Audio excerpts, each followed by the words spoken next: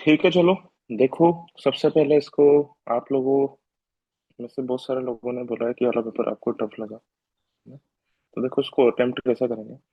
इससे पहला वाला क्वेश्चन मैं अपनी अप्रोच बताया था, तो पढ़ने में बहुत ज्यादा बड़ा लग रहा है। ठीक है, भले इजी भी हो तो भी पढ़ने में 1.5-2 मिनट तो चले ही जाएंगे इसको समझने में। छोड़ दिया इसको, ठीक है।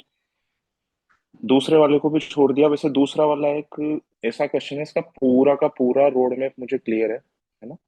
और इसका शॉर्टकट भी मुझे पता है। ऑप्शन वाला है तो इसको मैं कर सकता हूँ बहुत आराम से, ठीक है। बाकी फिलहाल के लिए छोड़ रहा हूँ दूसरा वाला सवाल, ठीक है। तीसरा वाला क्वेश्चन पढ़ने में बहुत ज्यादा बड़ा है, छोड़ दिया।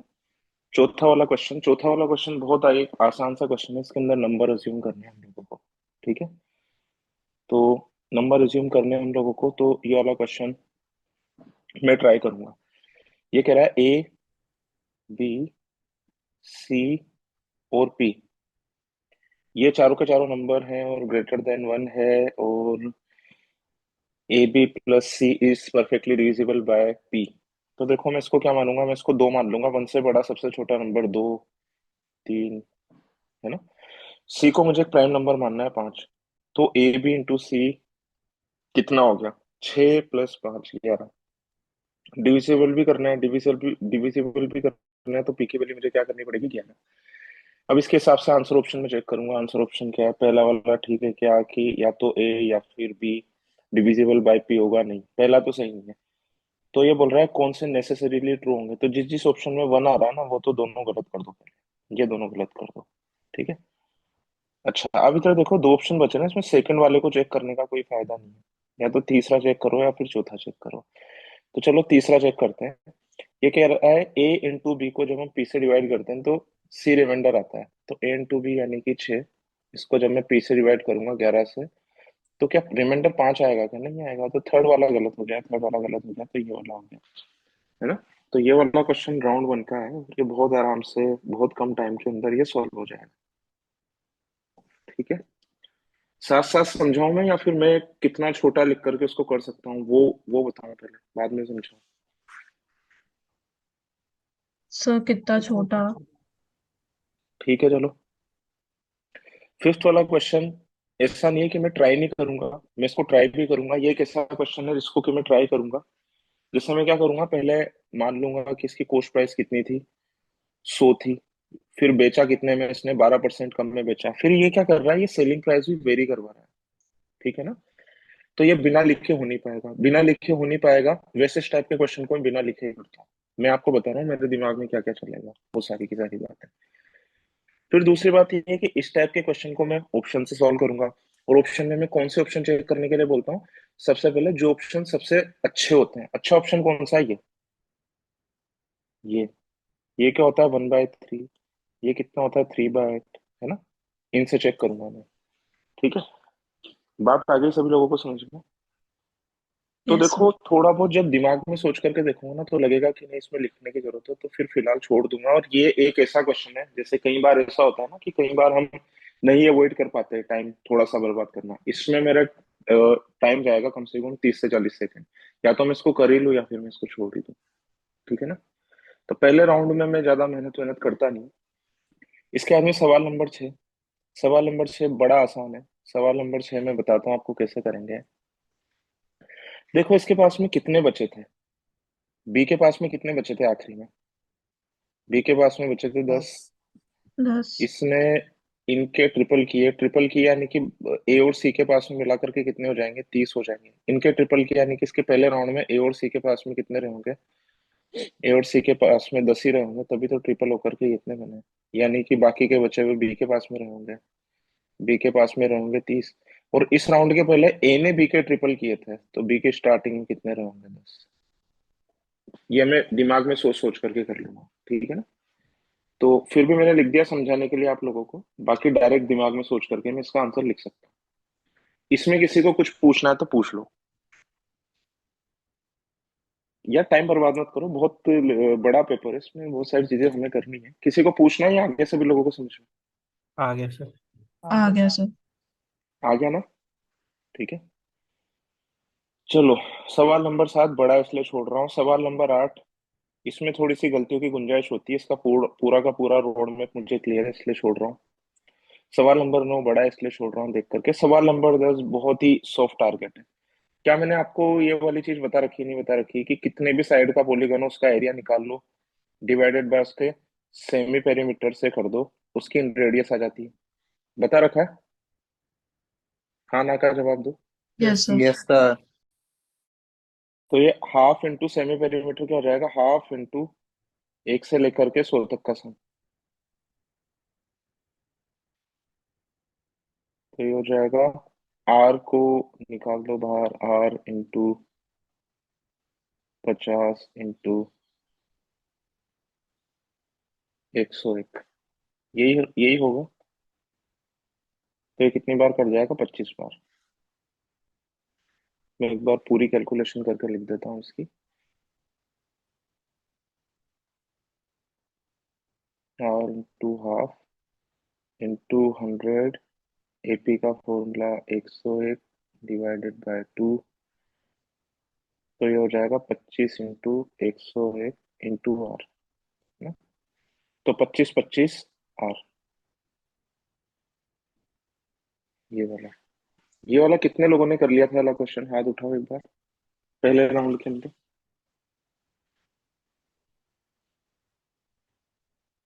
ठीक है चलो, मैं फिर से बताता हूँ।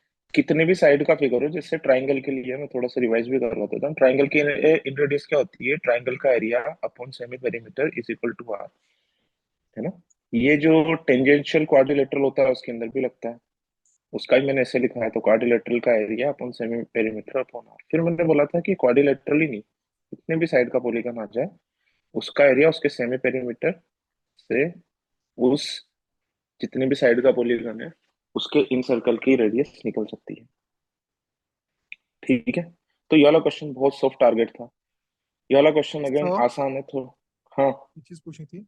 सर आपने एट्थ वाला स्कोप ऑफ एरर के चक्कर में छोड़ा था कि हाँ, यस सर ठीक है। क्या मिला है पूछने से? नहीं सर, मुझे पता नहीं था कि छोड़ा क्यों है आपने, तो मुझे बस सुन नहीं पाया था।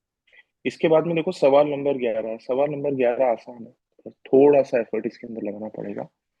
सवाल नंबर 12 किया जा सकता है, ठीक है ना, हालांकि इसके अंदर भी थोड़ी सी कैलकुलेशन होगी। देखो, एक को मैं क्या लिख सकता हूँ, 6 की पावर हाफ, ठीक है। बी को मैं क्या लिख सकता हूँ, 6 की पावर 1। तो ए और बी की पावर जुड़ जाएगी, है ना। जैसे ए तो आएगा 6 की पावर हाफ, बी क्या आएगा 6 की पावर 1। तो मैं इसे अलग अलग नहीं कर रहा, मैं सारे के सारे जोड़ रहा हूँ। क्यों क्यों कह रहा हूँ मैं ये आएगा 6 की पावर 1, क्योंकि ये है b की power half is equal to 6 की पावर हाफ। तो दोनों तरफ स्क्वायर करूंगा तो b इज इक्वल टू कितना आ जाएगा, 6 की पावर 1। ठीक है। अच्छा, अब देखो इधर c कितना है, c की पावर 1/3, और ये क्या है, 6 की पावर हाफ। दोनों तरफ मैं क्यूब कर दूंगा, क्यूब कर दूंगा तो ये क्या आ जाएगा, 6 की पावर 3/2। यानी कि यहाँ पर मैं कितना कर दूंगा, 3/2। तो देखो अगर आपको समझ में आ रहा हो ना, और ये क्या हो जाएगा, 4/2। तो आपको लग रहा हो 0.5 1 डेढ़ दो इस तरीके से चल रहा है, यहाँ पर कितना आ जाएगा बताओ? 2.5। 2.5। बस यही है, सबकी वैल्यू आ गई। और इन सबकी पावर कितनी लगानी है, मुझको 20 लगानी है। तो देखो इन सबको अगर मैं जोड़ता हूँ तो देखो कितना आ जाएगा, हाफ, डेढ़ और डेढ़ 3, 5 और 7.5। 7.5 इंटू 20 कितना हो जाएगा, 6 की पावर 150। मतलब ये वाला क्वेश्चन किस में कन्वर्ट हो गया कि 6 की पावर 150 के अंदर कितने डिजिट्स आएंगे आपको ये बताना है। बस इसमें थोड़ी सी एक्स्ट्रा मैंने आप लोगों से करवा ली, उसके उसके अलावा कुछ भी नहीं है इसके अंदर। ठीक है। अब इधर देखो ध्यान से, मैं इसको बता देता हूँ। मैंने आपको पहले ही बता रखा है कि क्या करना होता है इसके अंदर, है ना। इसका एक सेट पैटर्न है और मैंने आपको इसका शॉर्टकट भी सिखा रखा है। दोनों तरफ हम क्या लेंगे, log n बेस 10, ठीक है ना। तो ये हो जाएगा 150 log 2 प्लस log 3, ठीक है ना। ये आपको सॉल्व करना है, ये आपको सॉल्व करना है। तो log 2 प्लस log 3 की वैल्यू कितनी आ जाएगी बताओ? वैसे ये बात ध्यान रखना कि log 2 और log 3 आपको हमेशा देगा इसके अंदर 0.301 प्लस 0.477, ठीक है ना, तो ये आ जाएगा 0.778। ठीक है, मल्टीप्लाई आपको करना ही पड़ेगा इसको।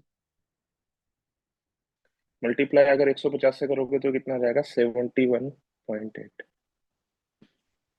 ठीक है, बताओ अब ये वाला आंसर निकालने के बाद में क्या है, सर तो वन वन कैलकुलेशन 16.7 आ रहा था। सर एक सौ सोलह क्या आ रहा पॉइंट था, सात आ रहा था। 116.7। 116.7।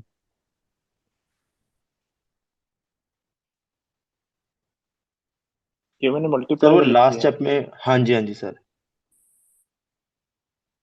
रुको रुको एक सेकेंड, 150 into 0. ठीक है ठीक है ठीक है, मैंने गलत किया है यहाँ पर। इसके बाद में कितना आ जाएगा, 116.7। तो बस इसके बाद तो आपको पता ही है कितना होगा, इसको नंबर लाइन पर बनाओ आप 116.7 को, और इसके अगले वाला आंसर है, राइट हैंड साइड वाला आंसर होता है हमेशा, ये बात ध्यान में रखना। तो क्या आंसर आ जाएगा इसका, बी। बात आ गई सभी लोगों को समझ में, ये कितने लोग करके आए यस थे, सर। बस।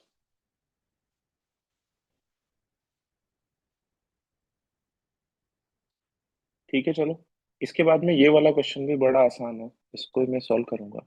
इधर ध्यान से देखो, मैं नंबर मान रहा हूँ एन, मैंने ये वाली चीज पकड़ी है, इधर ध्यान से देखो। जब एन को डिवाइड करता है ना 12d से, 12d से हम लोग डिवाइड करते हैं 12d से, तो कोशेंट आ जाता है क्यू, ये क्यू कोशेंट, और ये है रिमाइंडर 104, है ना। अब इस एन को ही जब मैं डी से डिवाइड करूंगा तो रिमाइंडर मुझे कितना लाना है, 23। तो देखो, ये वाला जो पार्ट है ना, जब मैं इसको डी से डिवाइड करूंगा, अब मैं इस पूरे एन को किससे डिवाइड कर रहा हूँ, डी से डिवाइड करके सोच रहा हूँ कि डी की वैल्यू क्या हो सकती है। तो चाहे इधर वाले को डिवाइड करो, इधर वाले को डिवाइड करो, बात तो बराबर ही है। तो ये वाला पार्ट जब डी से डिवाइड होगा तो ये तो देगा रिमाइंडर 0, और ये वाला पार्ट जब डी से डिवाइड हो रहा है तो ये रिमाइंडर कितना देगा, ये वाला रिमाइंडर दे रहा है 23। 23 रिमाइंडर दे रहा है। इसका क्या मतलब हो जाएगा, 104 में से आप 23 माइनस करोगे तो कितना आ जाएगा, 81। यानी कि ये जब डी इस रिमाइंडर को डिवाइड करेगा ना 104 को, तो 81 के बाद में डिवाइड कर ही नहीं पाएगा, है ना। तो इधर ध्यान से देखो, 81 पर आकर के रुकेगा है, ठीक है। तो 81 पर आकर के रुक सकता है, तो डी की वैल्यू क्या क्या हो सकती है, डी की वैल्यू 81 हो सकती है, ये सारी की सारी चीजें दिमाग में सोची जा सकती है। डी की वैल्यू 27 भी हो सकती है। अच्छा, डी की वैल्यू नो नहीं हो सकती, मैं मना कर रहा हूँ, डी की वैल्यू नो नहीं हो सकती, फिर डी की वैल्यू 3 भी नहीं हो सकती, डी की वैल्यू 1 भी नहीं हो सकती, ये दोनों ही होगी। क्योंकि अगर डी की वैल्यू नो होगी, नो होती ना, तो फिर 23 नहीं देता रिमाइंडर में, क्योंकि 23 तो फिर फर्दर डिवाइड हो जाता। तो डी की वैल्यू ना तो 3 होगी, ना 1 होगी, ना ही नो होगी, या तो 27 होगी या फिर 81 होगी। ठीक है, अब इधर ध्यान से देखो, 6d की वैल्यू कितनी होगी, 6d की वैल्यू जितनी भी होगी 104 से तो बड़ी होगी, मानते हो आप। अगर मैं d को अगर 81 भी मानूं, और d को अगर मैं 27 भी मानूं, तब भी 6d की वैल्यू 104 से तो बड़ी ही होगी, सभी लोग मानते हो। तो जब मैं इस नंबर को, इस पूरे के पूरे नंबर को जब मैं 6d से डिवाइड करूंगा ना, तो फिर से वही वाली बात हो जाएगी कि ये वाला पार्ट तो देगा 0 रिमाइंडर, और 6d की वैल्यू 104 से बड़ी आनी है, मतलब इस रिमाइंडर को छोटा कर ही नहीं पाएगा, नहीं कर पाएगा, तो फिर ये 104 का 104 इंटेक्ट बच जाएगा। तो आंसर इसका यही हो जाएगा, ठीक है ना। मैंने इसके अंदर लिख करके दिखाया आप लोगों को, इसलिए थोड़ा सा आपको बड़ा लग सकता है, बाकी ये दिमाग में हो जाएगा बहुत आराम से। सर एक बार दोबारा बता दो, समझ नहीं आया।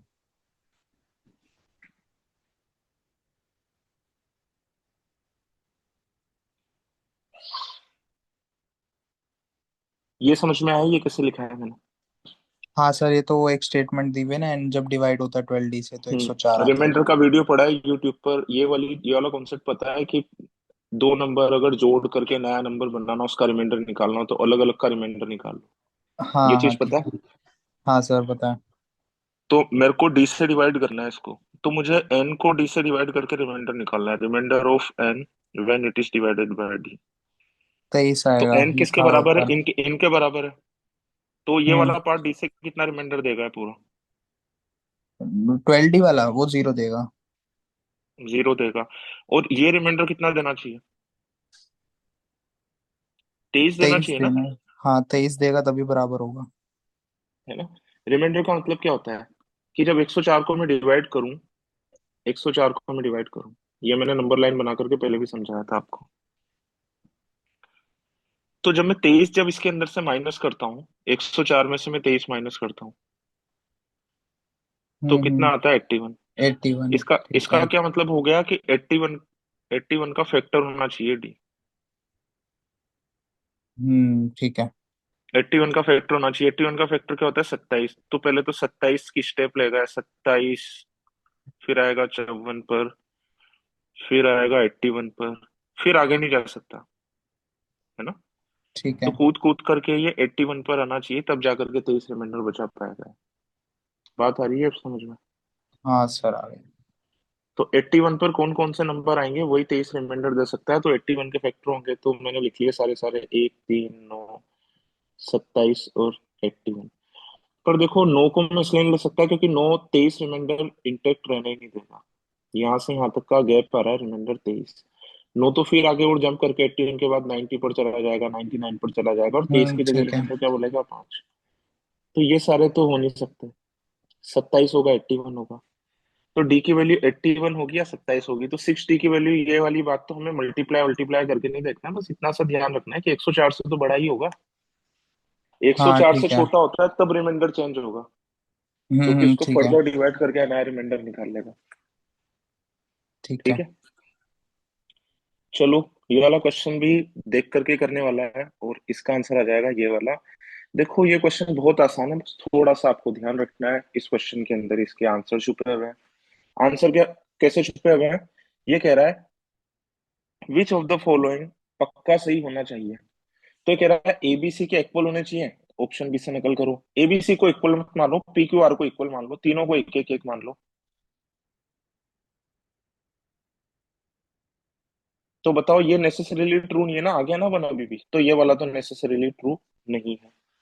ठीक है, अच्छा ऑप्शन बी। ऑप्शन बी क्या है? पी क्यू आर क्या पक्का बराबर ही होने चाहिए, उसके बिना काम नहीं चलेगा? इधर ध्यान से देखो। तो पी क्यू आर को बराबर मत मानो आप लोग, है ना? पी क्यू आर को कुछ भी मान लो, बराबर मत मानो। इसके ऊपर वाले ऑप्शन की मदद ले लो, तीनों को वन वन वन मान लो। वन और पी क्यू आर को बराबर मत मान लो, तब भी आ जाएगा ना। तो हमने पी क्यू आर को बराबर नहीं माना, उसके बाद भी हम इक्वेशन को सेटिस्फाई कर रहे हैं, तो नेसेसरीली ट्रू नहीं है। बात आ रही है समझ में सभी लोगों को? यस। Yes sir. ठीक है ना? तो अब ये देख लो कि मुझे दोनों को भी मैं साथ में एक साथ गलत कर सकता हूँ क्या? तो कर सकता हूँ। देखो ए को मैंने लिया -1, बी को लिया 1, और सी को भी लिया 1। तो पहला वाला ऑप्शन ना तो ये तीनों की तीनों इक्वल है। अब एबीसी को भी मैं देखो इक्वल नहीं ले रहा हूँ। देखो कैसे, मैं इसको मान रहा हूँ 3 - 1, है ना? पी की वैल्यू मैंने कितनी मान ली? 3। और क्यू की वैल्यू मैंने कितनी मान ली? 1। तो ये कितना हो जाएगा? 1 - 2। सही लिखा है ना मैंने? और ये कितना हो जाएगा? 2 - 3।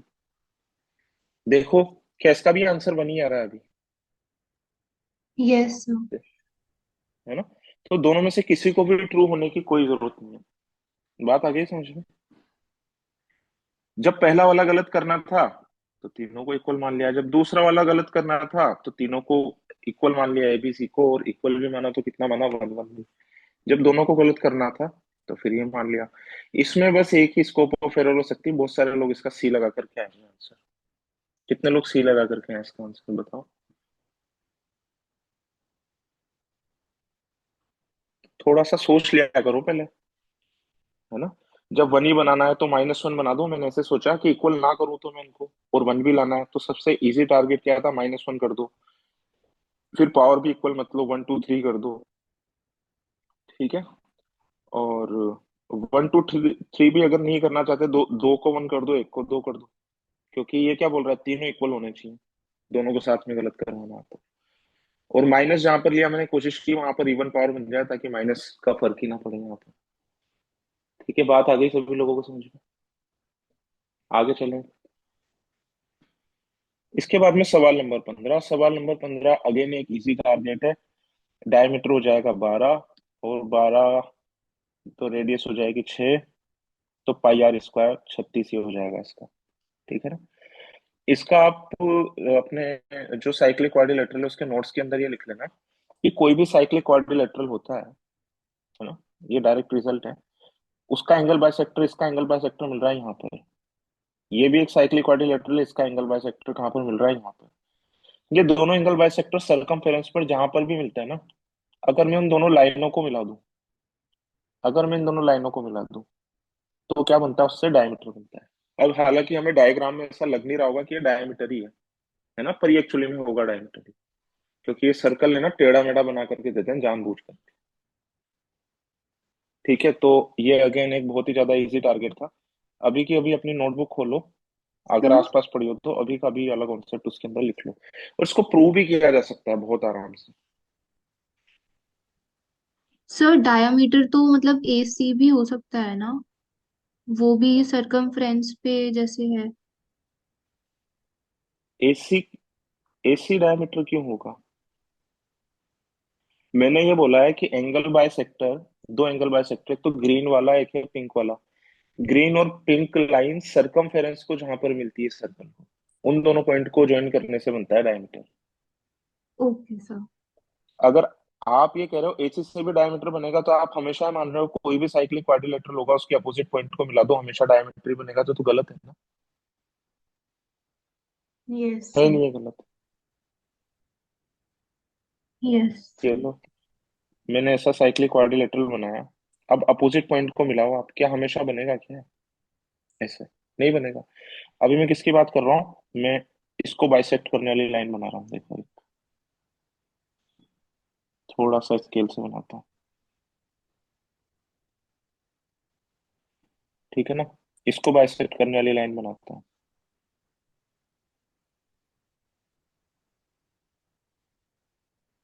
ठीक है ना। अब इन दोनों को मिलाऊंगा, डायमीटर बनेगा,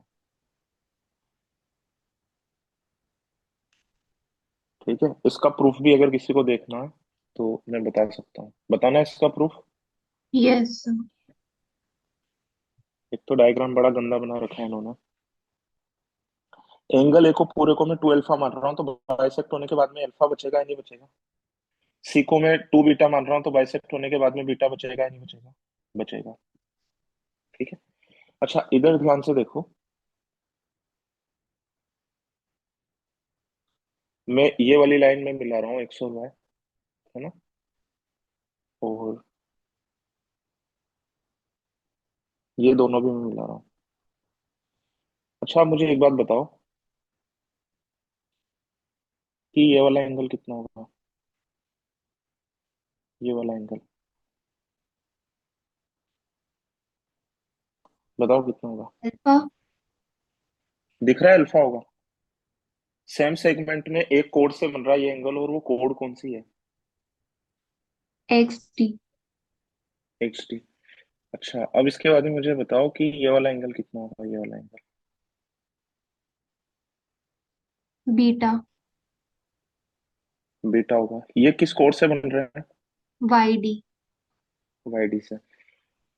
अच्छा, मैंने पूरे एंगल ए को 2 अल्फा माना था, तो 2 अल्फा साइक्लिक क्वाड्रिलेटरल में 2 अल्फा प्लस 2 बीटा कितना होता है, 180 होता है, तो अल्फा प्लस बीटा कितना हो जाएगा? 90।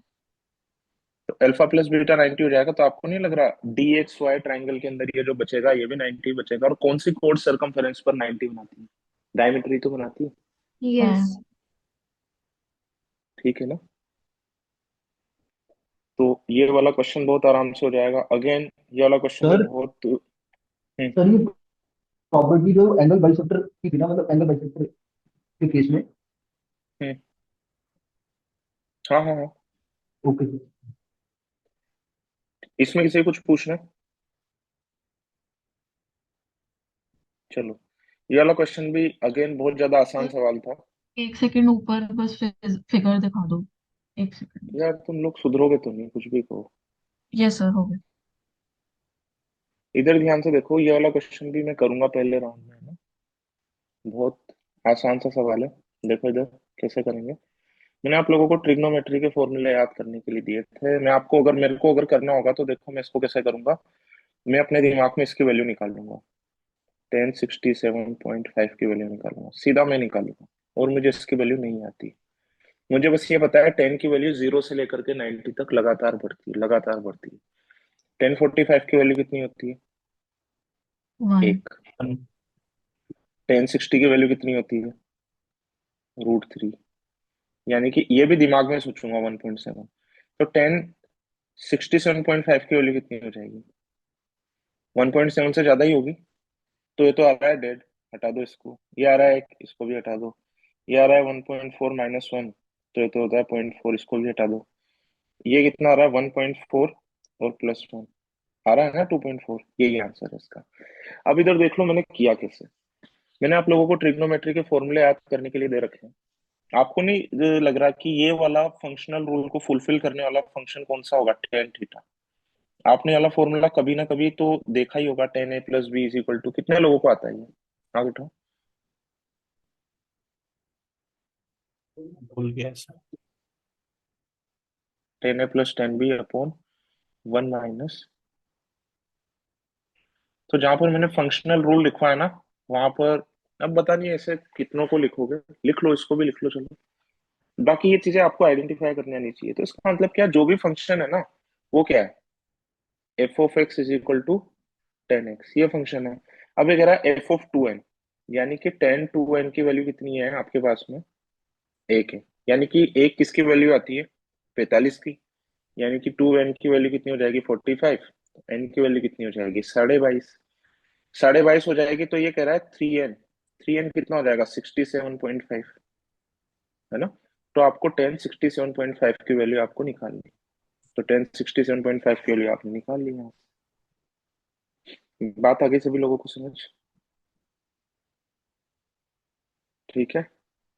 Yes sir. किसी किसी को कुछ पूछना है इसके अंदर? हम्म। नहीं पूछना। क्या मैं ये वाला क्वेश्चन करूंगा? तो उसका जवाब है हाँ, बिल्कुल करूंगा। सभी लोगों ने किया भी होगा वाला सवाल। तो मिनिमम वैल्यू निकालनी है। तीनों को बराबर रख दो। बराबर रखने के लिए तो उसने कुछ बोला नहीं है, तो 1/3, 1/3, 1/3। ठीक है।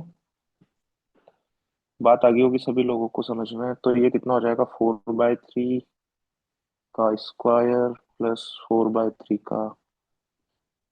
सही लिख रहा हूँ या मैं गलत लिख रहा हूँ? गलत लिख रहा हूँ। ये कितना हो जाएगा? ये हो जाएगा 3 + 1/3। तो ये कितना हो जाएगा? 10/3। 10/3। तो क्या मैं बोल सकता हूँ सारे के सारे 100/9 ही आएंगे? और 100/9, ये भी 100/9, और ये भी 100/9, यानी कि 3 टाइम्स 100/9। यानी कि आंसर क्या हो जाएगा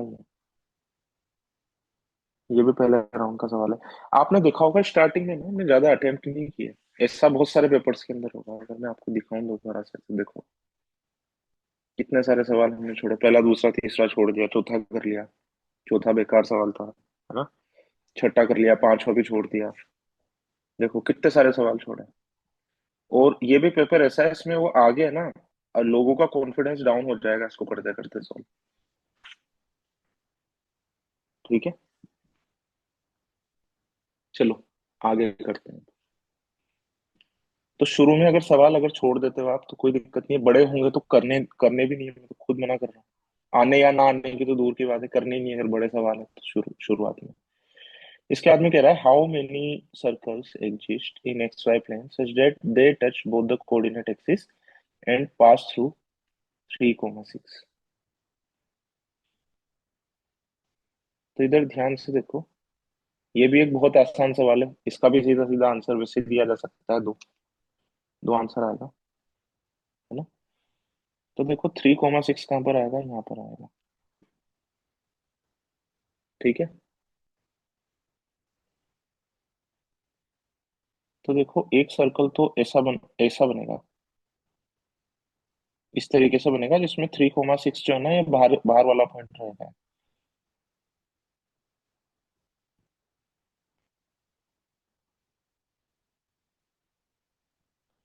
और एक सर्कल कैसा बनेगा जिसमें ये अंदर की तरफ कोऑर्डिनेट एक्सिस और इन दोनों के बीच का पॉइंट रहेगा।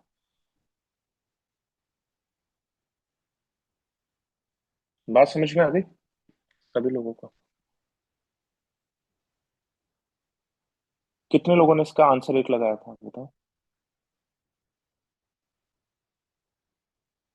एक आंसर कितने लोगों ने लगाया था इसका? तो हम्म। सर इसमें हम मतलब ये कैसे इन्फर कर सकते हैं कि वो टच ही करेगा एक्स एक्सिस को, अगर जैसे सर्कल बन रहा है तो? क्योंकि अगर देखो। सर जैसे एक्स एक्सिस का बढ़ता जाएगा तो फिर नहीं हम्म। करेगा टच। क्या नहीं करेगा टच?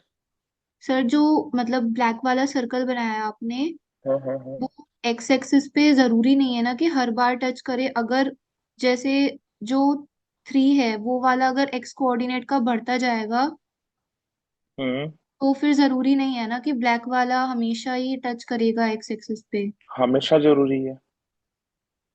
अच्छा, इसको इस तरीके से सोचो। इसको मैं कैसे बताऊं?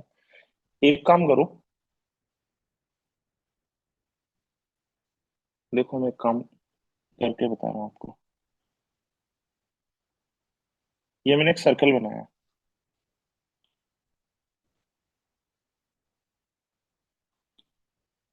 सोच तो अच्छी नहीं है वैसे आप लोगों की, ये तो पता लग गया मुझे। खराब सोच है, घटिया सोच।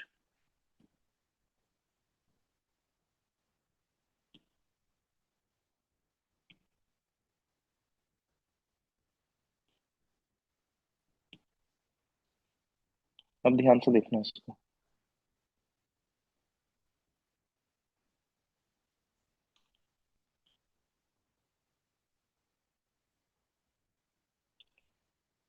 अब इधर देखो ध्यान से।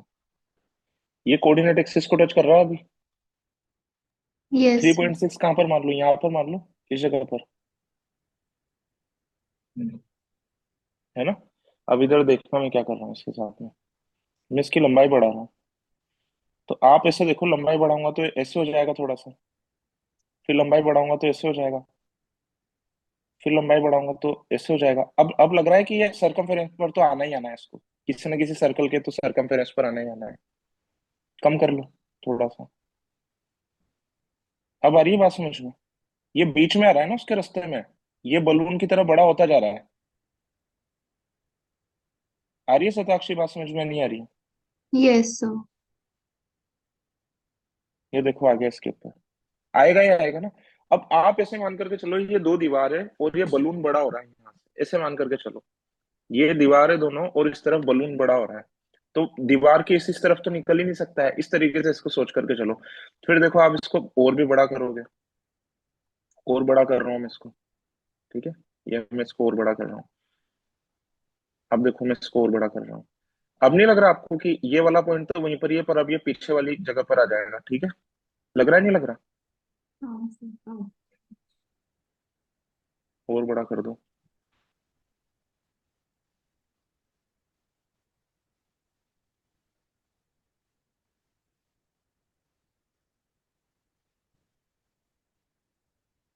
आ गई बात समझ में? Yes sir. ठीक है ना? तो ये तो आना ही आना है। इसको इस तरीके से मानो कि ये बलून है जो दीवारों के ऊपर रखा हुआ है, तो ये सरकमफेरेंस पर दो बार तो आएगा ही आएगा। ठीक है। ये विजुलाइज करके आप कर सकते हो इसको। सर तीसरा कौन एक्सक्यूज मी। से केस में पॉसिबल होता है?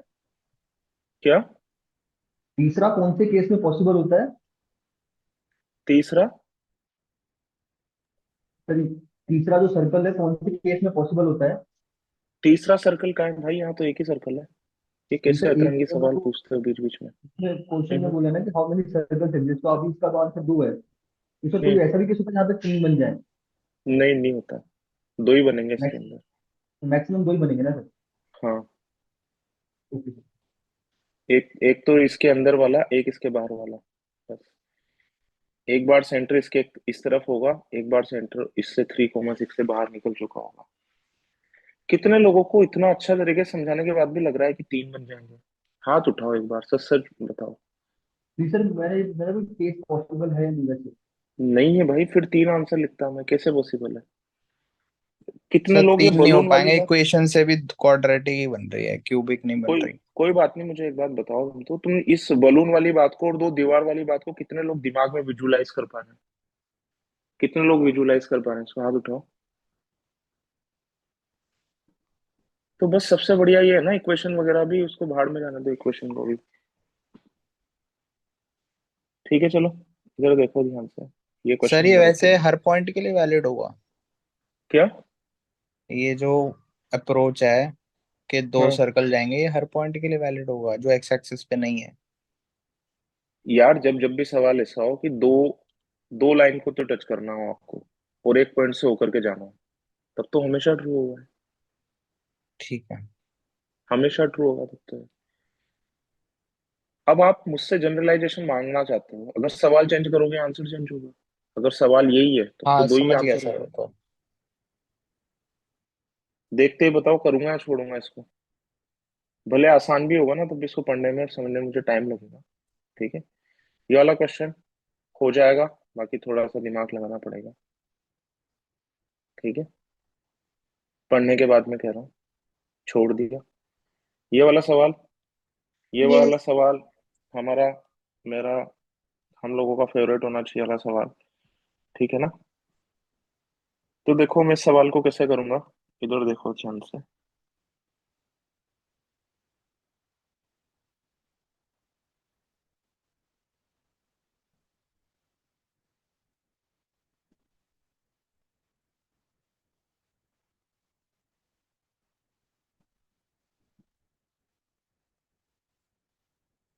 एक को क्या रख दूं, 1/16 आ जाए, हिट एंड ट्रायल करूंगा। 1 रखूंगा तो 14 आएगा, 59।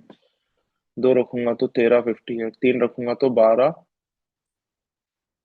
अच्छा, अगर 12 रखूंगा मैं इसके अंदर, है ना? हिट एंड ट्रायल कर लो यार, मुझे तो वैसे ही दिख रहा है। 16 का मल्टीपल बनाना है ना इसको, नीचे वाले को। 60 से छोटा 16 का मल्टीपल 48 ही बनता है। 48 कब बनेगा नीचे वाला? जब इसको आप 12 रखोगे तो। और ऊपर कितना बन जाएगा, 4। तो इसका आंसर कितना आ जाएगा, एक ही वैल्यू आ जाएगा, 12। तो मैं तो इसको दिमाग में लिख करके, ये लिख करके आंसर निकाल सकता हूँ। जो नहीं निकाल सकता, ऐसे ऐसे मल्टीप्लाई कर लेना इसको। बस ये इतना सही लिखूंगा मैं इसके अंदर। कितने लोगों को मेरा सोल्यूशन समझ आ गया? हाथ उठाओ। बानी को आ गया? ठीक है चलो, अब मैं डिटेल में एक्सप्लेन करना है इसको एक बार, जल्दी बोलो। हाँ सर यस ये सर। बता दो 15 - a और 60 - a कैसे देखो आया? मैं बताता हूँ, देखो। ये तो पता चल ही गया होगा कि ये ट्रिपेजियम है। ये हाँ बी सी डी ठीक तो है। ट्रिपेजियम है। ठीक है, ये कितना है, ये है 5।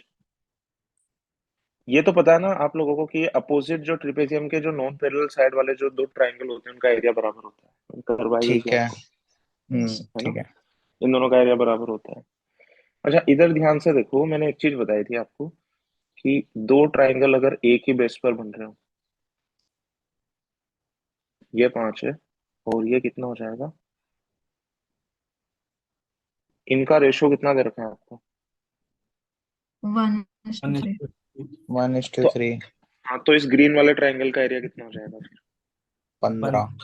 50। करवा रखी ना मैंने आपको ये थ्योरम, हम्म। क्योंकि मैं इसका एक थोड़ी सी डिटेल में और चला जाता हूँ। मैं यहाँ से एक पैरेलल लाइन बनाऊंगा, तो पिंक वाले ट्रायंगल की हाइट भी कितनी है, एच मान लो, और ग्रीन वाले ट्रायंगल की हाइट भी कितनी है, एच है ना? तो पिंक वाले ट्रायंगल का एरिया कितना हो जाएगा, 1 × H/2, और ग्रीन वाले ट्रायंगल का एरिया कितना हो जाएगा, 3 × H/2। तो आपको नहीं लग रहा एरिया का भी रेशियो यही आएगा, 1:3? अगर दो ट्रायंगल का बेस एक ही लाइन पर लाई करता है और उनका अपोजिट वर्टेक्स दोनों का कॉमन होता है, अपोजिट वर्टेक्स क्या है दोनों ट्रायंगल का, पिंक का, ग्रीन का, ई, तो उनके जो एरिया का जो रेशियो होता है ना, वो भी उनके बेस के रेशियो में होता है। कितने लोगों को ये वाली बात समझ में आ गई, बताओ? हाँ सर आ गई। ठीक है ना? तो ये तो था 15 है, तो देखो दिमाग में ही कर सकते हैं। 15 था तो ये ग्रीन, ये वाला ए है, तो ये कितना हो जाएगा, ये हो जाएगा 15 माइनस है। ठीक है, सिमिलरली ये वाला बताओ। अब ये वाला निकल गया ना, तो पूरा पिंक वाला, ये वाला कितना है बताओ? ये वाला कितना है बताओ, एरिया? 20। 20। 20। ये भी 1:3 होगा, पैरेलल लाइन है तो रेशियो तो वही होगा, 1:3। यस। तो इसका एरिया कितना हो जाएगा बताओ? इसका ग्रीन वाले का, अब जो नया ग्रीन जो मैंने बनाया है, इसका कितना हो जाएगा बताओ? 60। 60 हो जाएगा, तो ये कितना हो जाएगा, 60 माइनस है ना? अच्छा, अब इधर देखो ध्यान से। मैं क्या कर रहा हूँ, इस वाली साइड को अगर मैं x मान रहा हूँ, तो बड़े वाले ट्राइंगल में ये वाली साइड कितनी हो जाएगी, 4x। क्यों हो जाएगी, क्योंकि छोटे वाले ट्राइंगल की, ये दोनों ट्राइंगल सिमिलर है, ये 1 है, तो बड़े वाले ट्राइंगल में यही बिल्कुल कोरस्पॉन्डिंग साइड कितनी हो जाएगी, 3 + 1, 4 नहीं हो जाएगी। तो क्या हम ये नहीं कह सकते कि सभी कोरस्पॉन्डिंग साइड्स का रेशियो 1:4 है। कोरस्पॉन्डिंग साइड का मतलब थीटा के अपोजिट वाली साइड छोटे ट्राइंगल की 1 है, तो थीटा कौन सा होगा इसके अंदर, बड़े वाले ट्राइंगल के अंदर, एबीसी के अंदर ही है, इसके अंदर थीटा के अपोजिट वाली साइड कितनी होगी, 4।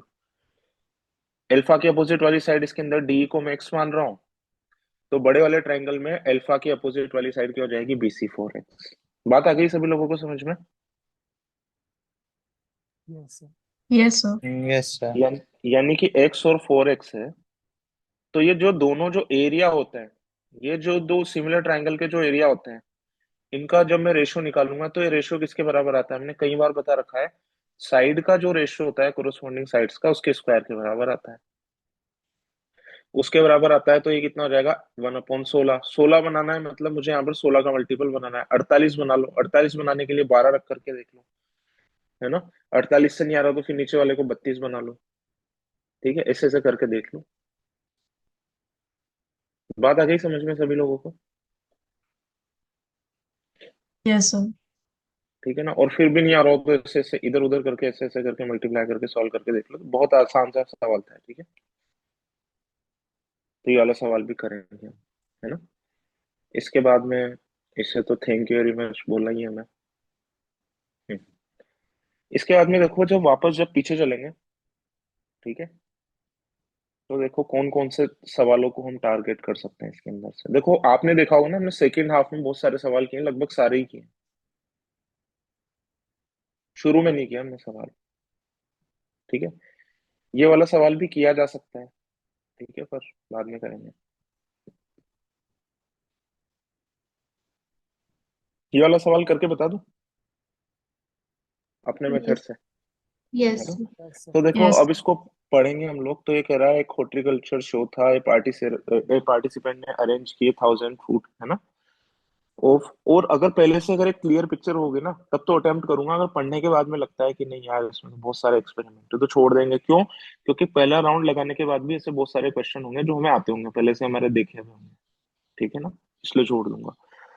तो ये क्या कह रहा है, एप्पल, मैंगो, ऑरेंजेस और कस्टर्ड। तो एक एप्पल जमाता है, दो मैंगो जमाता है, तीन ऑरेंजेस जमाता है, चार कस्टर्ड जमाता है, फिर से पांच एप्पल, छह ये, सात ये और आठ ये, ठीक है, 1000 फ्रूट। तो ये कह रहा है 100वां जो मैंगो होगा उसकी पोजीशन क्या होगी, ठीक है ना। 100वां जो मैंगो होगा उसकी पोजीशन क्या होगी। अच्छा देखो, इस लाइन के इतने भी नंबर हैं, ये सारे के सारे नंबर क्या रूल फॉलो कर रहे हैं, चार चार का डिफरेंस तो देखो सभी में ही है, पर ये जो मैंगो वाली लाइन के है ना नंबर, ये क्या रूल फॉलो कर रहे हैं, ये रूल फॉलो कर रहे हैं कि यार इन नंबर को, दो को, छह को, इसके आठ वाला क्या आएगा, इसके बाद वाला क्या आएगा, 10, जब मैं इन सबको डिवाइड करूंगा ना चार से, तो रिमाइंडर कितना आएगा, दो। तो सिमिलरली एक नंबर यहाँ पर 22 भी आ जाएगा, है ना। तो मैं इस एपी का सम करके देखूंगा कि 22 तक का सम आ कितना रहा है इसका, ठीक है ना। तो 22 तक टर्म कितनी हो जाएगी यहाँ पर, बताओ। तो मैं एपी का फॉर्मूला लगा करके देखूंगा, यहाँ पर पहली टर्म प्लस आखिरी टर्म डिवाइडेड बाय 2, और नंबर ऑफ टर्म्स देखो, मैंने आपको पहले से क्या बोला है, या तो आप ऐसे निकाल लो, 22 = 2 plus n-1 into 4। Number of terms कितनी आ रही है इसके अंदर, छह, छह आ रही है ना। हाँ। तो देखो इनका सम कितना आ रहा है, इसको मैं 3 लिखूंगा, तो ये सम कितना आ रहा है अभी, 72 ही आ रहा है। हाँ सर। तो मेरे को क्या लाना है, 100वां मैंगो लाना है। तो मुझे क्या पता चला कि यार यहाँ तक तो 72 ही आ रहा है, इसके एक आगे तक और चलो, इसके आगे वाला नंबर कहाँ क्या आएगा, 26। तो 72 प्लस 26। 26 कितना हो जाएगा, 98। 98 हो जाएगा। 26 पहले तो इसके लाइन के नंबर आगे लिखो, अभी तक 98 मैंगो हम लोग अरेंज कर चुके हैं। 27, 28, फिर से एप्पल कितने आ जाएंगे, 29। तो एक से लेकर के 29 तक का सम कर लो पहले तो, तो कितना हो जाएगा 29 × 29 + 1 /2, यानी कि 29 × 15। 29 × 15 करके बता दो यार एक बार। 30 × 15 कितना होता है? 450। 450 में से अगर मैं 15 माइनस कर लूंगा तो ये कितना हो जाएगा? 435। आसान था इसलिए वैसे ही कर लिया। तो 435 फ्रूट के अंदर कितने मैंगो है? 98। और फिर से मैंगो जमाने की बारी आ गई। तो 100वां मैंगो कौन से नंबर पर रखा जाएगा? 99th मैंगो और 100th मैंगो कौन से नंबर पर रखा जाएगा? 437। 437 पर। बात आ गई सभी लोगों को समझ में? मैंने 22 से क्यों शुरू किया था? रेंडमली शुरू किया था, रेंडमली एक नंबर मैंने पिक किया था। ठीक है, किसी को कुछ पूछना है इसके अंदर? और सर अगर एक आपको अगर ऐसे भी नहीं करना है, हाँ बोलो, जल्दी बोलो। सर ये 29th वाले पार्ट से ऑनवर्ड्स बता सकते हो? जैसे आपने 72 तक निकाल लिया, उसके बाद हम्म, आपने नेक्स्ट नंबर चेक किया, हाँ। तो उसके पहले बाद तो ये बताओ, सवाल समझ आया नहीं है? पहले तो बताओ मुझे। आ गया था सर। इधर ध्यान से देखो। मैंने इसको रेंडमली कैसे चेक करना है, क्योंकि मुझे 100वां मैंगो निकालना है। 100वां मैंगो निकालना है तो देखो, आपको पता तो देखो वैसे ही चल जाएगा यार। देखो कैसे पता चलेगा? 14, है ना? अभी इन सबका एवरेज कितना आएगा? 8। 8 × 4 सम कितना आ रहा है? 32। इसके बाद में कितना हो जाएगा? 18। एवरेज कितना आ रहा है इनका? 10। और नंबर कितने हैं? 5। तो सभी का सम कितना आ जाएगा? 50। फिर कितना आ जाएगा? 22। 22 अगर मैं करूंगा तो एवरेज कितना आ जाएगा? 10 और 12, 10 और 14 के बीच में 12। 12 × 6 72। तो मुझे क्या पता चला कि यहाँ पर नंबर 28 आना चाहिए। 28 मैंगो ऑरेंज करेंगे हम। जब मैं 28 मैंगो ऑरेंज करूंगा तो इसका एवरेज कितना आ जाएगा? 14। और 14 × 7, यानी कि जब मैं 28 मैंगो ऑरेंज करूंगा ना, तब जाकर के 98 मैंगो हो चुके होंगे। बात आ रही है समझ? कुछ भी लगाने की जरूरत नहीं, उससे भी अच्छा मेथड मिल गया। तो आप ये बताओ, क्या ये नंबर वैसे ही मैं अरेंज कर सकता हूँ? नहीं। अगर मैं 10 मैंगो जमाऊंगा, उसके पहले 9 जमेंगे, 10 मैंगो जमेंगे, 11 ऑरेंजेस, 12 कस्टर्ड, फिर 13 एप्पल, फिर 14 ये, फिर 15 ऑरेंजेस, फिर 16 ये। तो ऐसे कैसे ही आपको नहीं लग रहा कि 28 लाने के लिए पहले 27 एप्पल जमाने पड़ेंगे, फिर 28 मैंगो, फिर? मैंने गलत लिखा ना यार, यहाँ पर 28 की जगह 26 आएगा ना। ठीक है, तो इसके लिए क्या आएगा? पहले 25 एप्पल। Nandini, yes sir. पूछ लेना जो भी समझ में नहीं आया। मैं बार बार में नहीं बताऊंगा, ये बहुत आसान बात है ये। यस तो सर। 28 कस्टर्ड जमाओगे। 28 कस्टर्ड जमाने के बाद में क्या आप रोक दोगे? नहीं, क्योंकि हमने 26 तक का सम करके देखा, मैंगो कितने आ रहे हैं? 98। तो फिर मैं 29 एप्पल जमाऊंगा। 29 एप्पल जमाऊंगा तो मैं देख रहा हूँ कि मैंने टोटल फ्रूट कितने जमा दिए। टोटल फ्रूट कितने जमा दिए? तो उसके लिए आप एक से लेकर के सम नहीं करोगे, एपी का फॉर्मूला नहीं लगाओगे, इन सबको जोड़ोगे नहीं आप। 1 + 2 yes plus sir. 5 plus 6 plus, नहीं जोड़ोगे। टोटल फ्रूट मैंने अभी तक कितने अरेंज कर दिए? Yes sir. तो 1 से लेकर के 29 तक का सम कितना हो जाएगा? 1 + 29 × 29 / 2। तो इसका आंसर आ जाएगा 435 फ्रूट में जमा चुका। और 435 में एप्पल कितने अरेंज्ड है? एप्पल है अरेंज्ड ये इतने। और इसको जोड़ने का सबसे अच्छा तरीका अभी जो मैंने लेटेस्ट वाला बताया है। ये पीएस की मिडिल टर्म कौन सी हो जाएगी? मिडिल टर्म हो जाएगी ये। और मिडिल टर्म ये होती है एवरेज। और एपी के सम का एक फॉर्मूला ये भी होता है, average into number of terms. तो एवरेज कितना आ जाएगा इसका? 14। नंबर ऑफ टर्म्स कितनी आ रही है? 7। तो 14 × 7 98 हो जाएगा। और 435 फ्रूट हम जो जमा चुके हैं। अब इसके बाद में मैंगो की बारी है।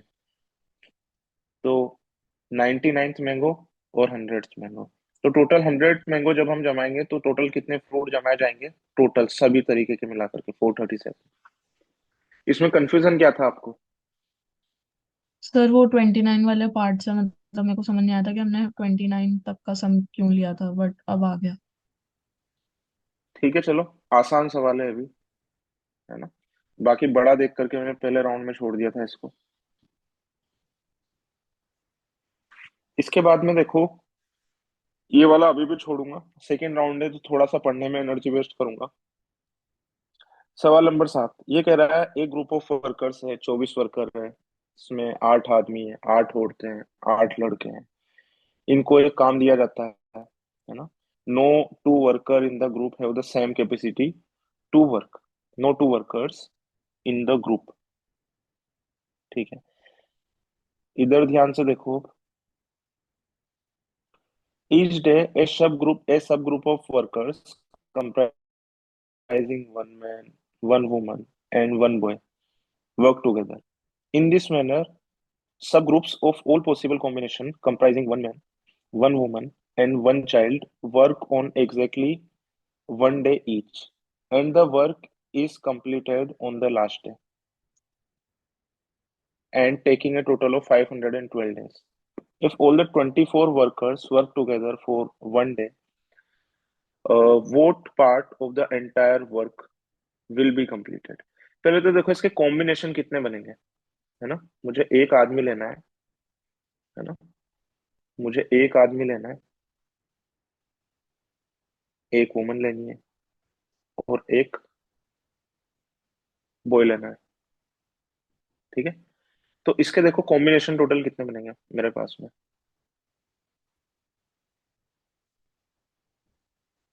थोड़ा सा पीएनसी इन्वॉल्व है इसके अंदर, फंडामेंटल प्रिंसिपल ऑफ मल्टीप्लिकेशन, 8 × 8 × 8, तो 512 टीम बनेगी। 512 टीम में से मैंने ऐसा मान लिया कि हर एक टीम रोज रोज एक एक शर्ट बनाती है, हर एक टीम रोज रोज एक एक शर्ट बनाती है। बात आ गई सभी लोगों को समझ में?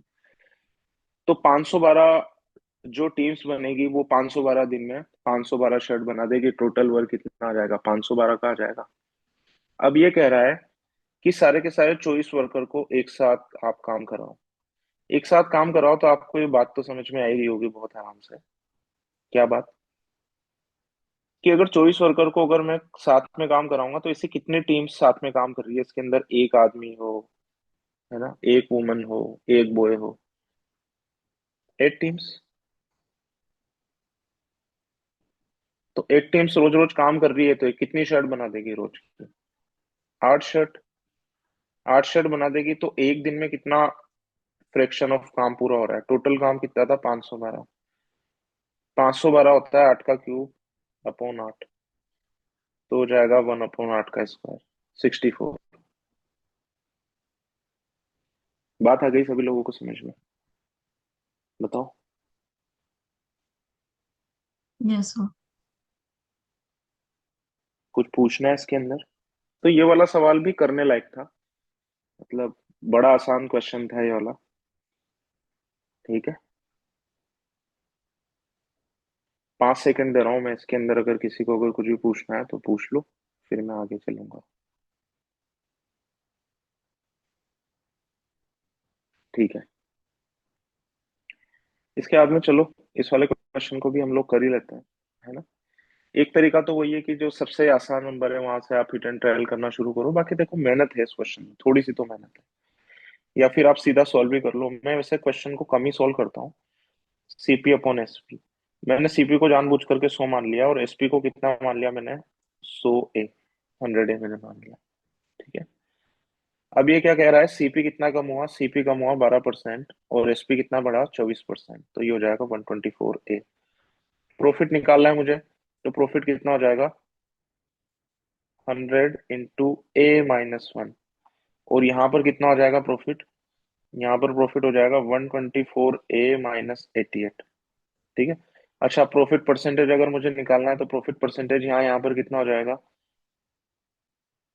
ऐसे लिख लो, 100A - 100 upon cost price which is 100 into 100%, और यहाँ पर कितना आ जाएगा? 124A - 88 divided by 88 into 100%। तो ये कह रहा है कि इस वाले प्रॉफिट परसेंटेज को आप किससे मल्टीप्लाई कर दो? 5/2 से बन जाता है। यहाँ से इक्वेशन बन जाएगी, परसेंटेज से परसेंटेज सबसे पहले तो काट दो। ठीक है, इसमें सब कुछ 100 कट रहा है यहाँ से, तो A-1 इंटू 5/2 डायरेक्ट ही लिख दो ना। यस। ये लिखा है, ये समझ में आ गया सभी लोगों को? यस।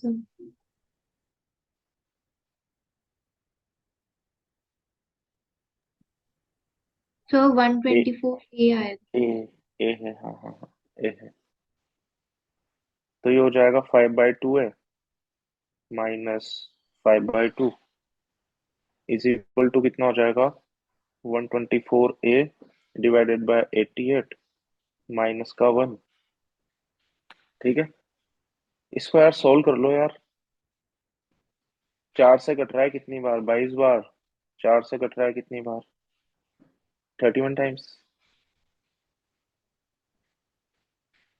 ठीक है, तो 5/2 में से माइनस कर लो 31/22। बस ए का आंसर आते तो फिर सीधा आंसर ही है। और ये कितना हो जाएगा उधर जाकर के 3/2, है ना।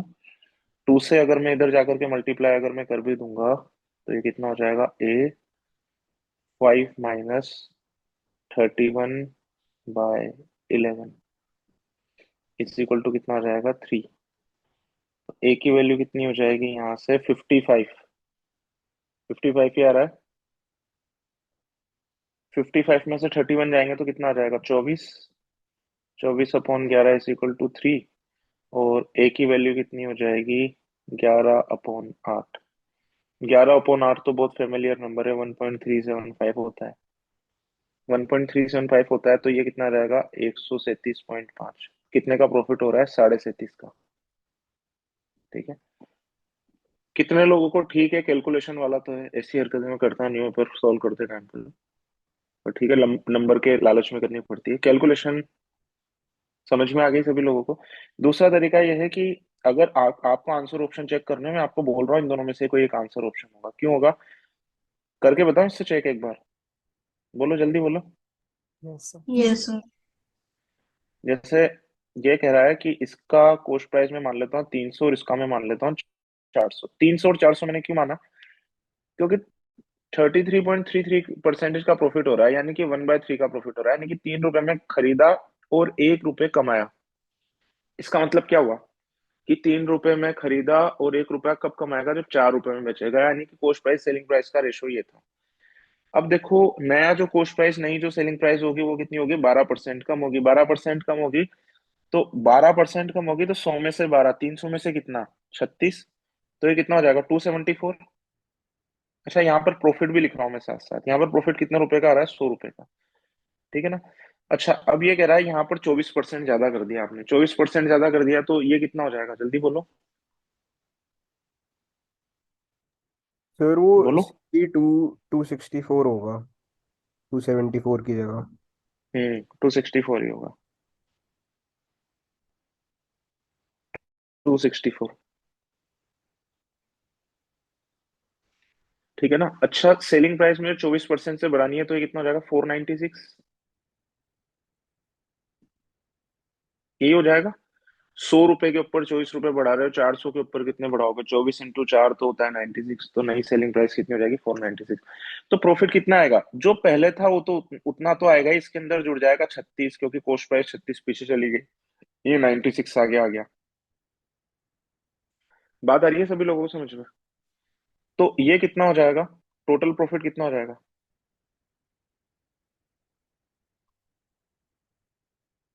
जल्दी बोलो। सर 232।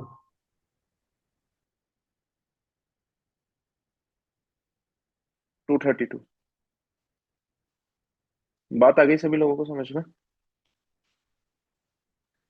तो इधर देखो ध्यान से, ऊपर वाले का प्रॉफिट कितना हो रहा है,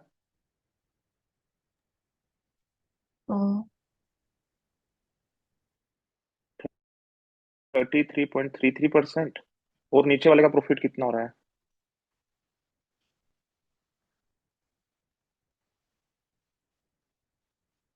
232 ऑफ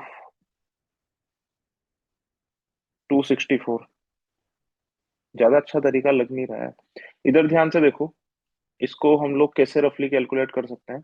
इसका 2.5% कैलकुलेट करो सबसे पहले तो 2.5% कैलकुलेट करोगे तो मैं इसको डबल करूंगा तो कितना आ जाएगा 66.66। इसका आधा और जोड़ लो, 33.33 का आधा कितना होता है, 16 समथिंग कुछ होता है ना। 16 समथिंग कुछ होता है। तो जब मैं इसमें 16 समथिंग कुछ जोड़ूंगा तो ये कितना आ जाएगा, 66 और 16 कितना होता है 82 83 के आसपास आएगा। और मुझे देखना है क्या ये वाला नंबर भी इसका 82 83 के आसपास ही है। तो देखो 82 83 के आसपास तो है नहीं है ना, क्योंकि अगर मैं इसका 20% निकाल करके माइनस करूं तो लगातार तो ये ऑलमोस्ट कितना माइनस होगा 40 से 50 के बीच में माइनस होगा, और 40 से 50 के बीच में माइनस होगा तो ये पीछे निकल जाएगा। बात आ रही है सभी लोगों को समझ में? जितनी एग्जैक्ट कैलकुलेशन करूंगा ना उतना मुश्किल लगेगा। क्या जो मैंने रफ आइडिया लगाया समझ में आया सभी लोगों को? हाँ सर। यस मैंने सर। बीच में छोड़ दिया, इसको सर आसान होता ना तो मैं लास्ट पहले इसकी एग्जैक्ट कैलकुलेशन करता मैं इसकी, पर मैंने वैसे ही आइडिया लगा करके छोड़ दिया इसको। हाँ, कोई कुछ बोल रहा है, जल्दी बोलो। सर ये लास्ट वाला अप्रोक्सीमेशन बता दो, जो 232/264 किया था। मैं ये कह रहा हूँ कि नया जो प्रॉफिट है वो 2.5 गुना होता है, तो मैंने इसका 33.33 का मैंने 2.5 गुना निकाला। तो इसको हाँ दिमाग में निकालो, 33.33 का 2.5 गुना कितना होता है?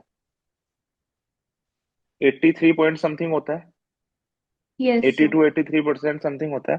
तो क्या ये 232 का 82-83% आ रहा है क्या? ठीक है ना। सबसे पहले अगर मैं 90% भी निकालूंगा तो 26 माइनस करूंगा, करूंगा या नहीं करूंगा? Yes sir. फिर मैं अगर 15% निकालूंगा तो 26 का तो 13 माइनस करूंगा। तो देखो 39 तो मैं 15% में माइनस कर दिया मैंने।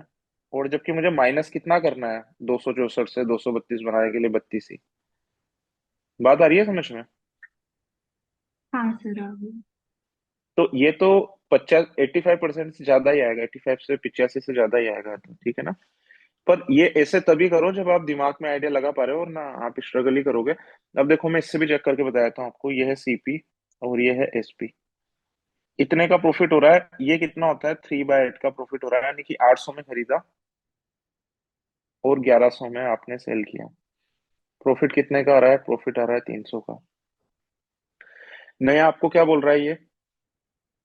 नया आपको कितना बता रहा है प्राइस? ये 12% कम, मतलब 12% कम बता रहा है, तो कितनी हो जाएगी नई प्राइस? 704, है ना।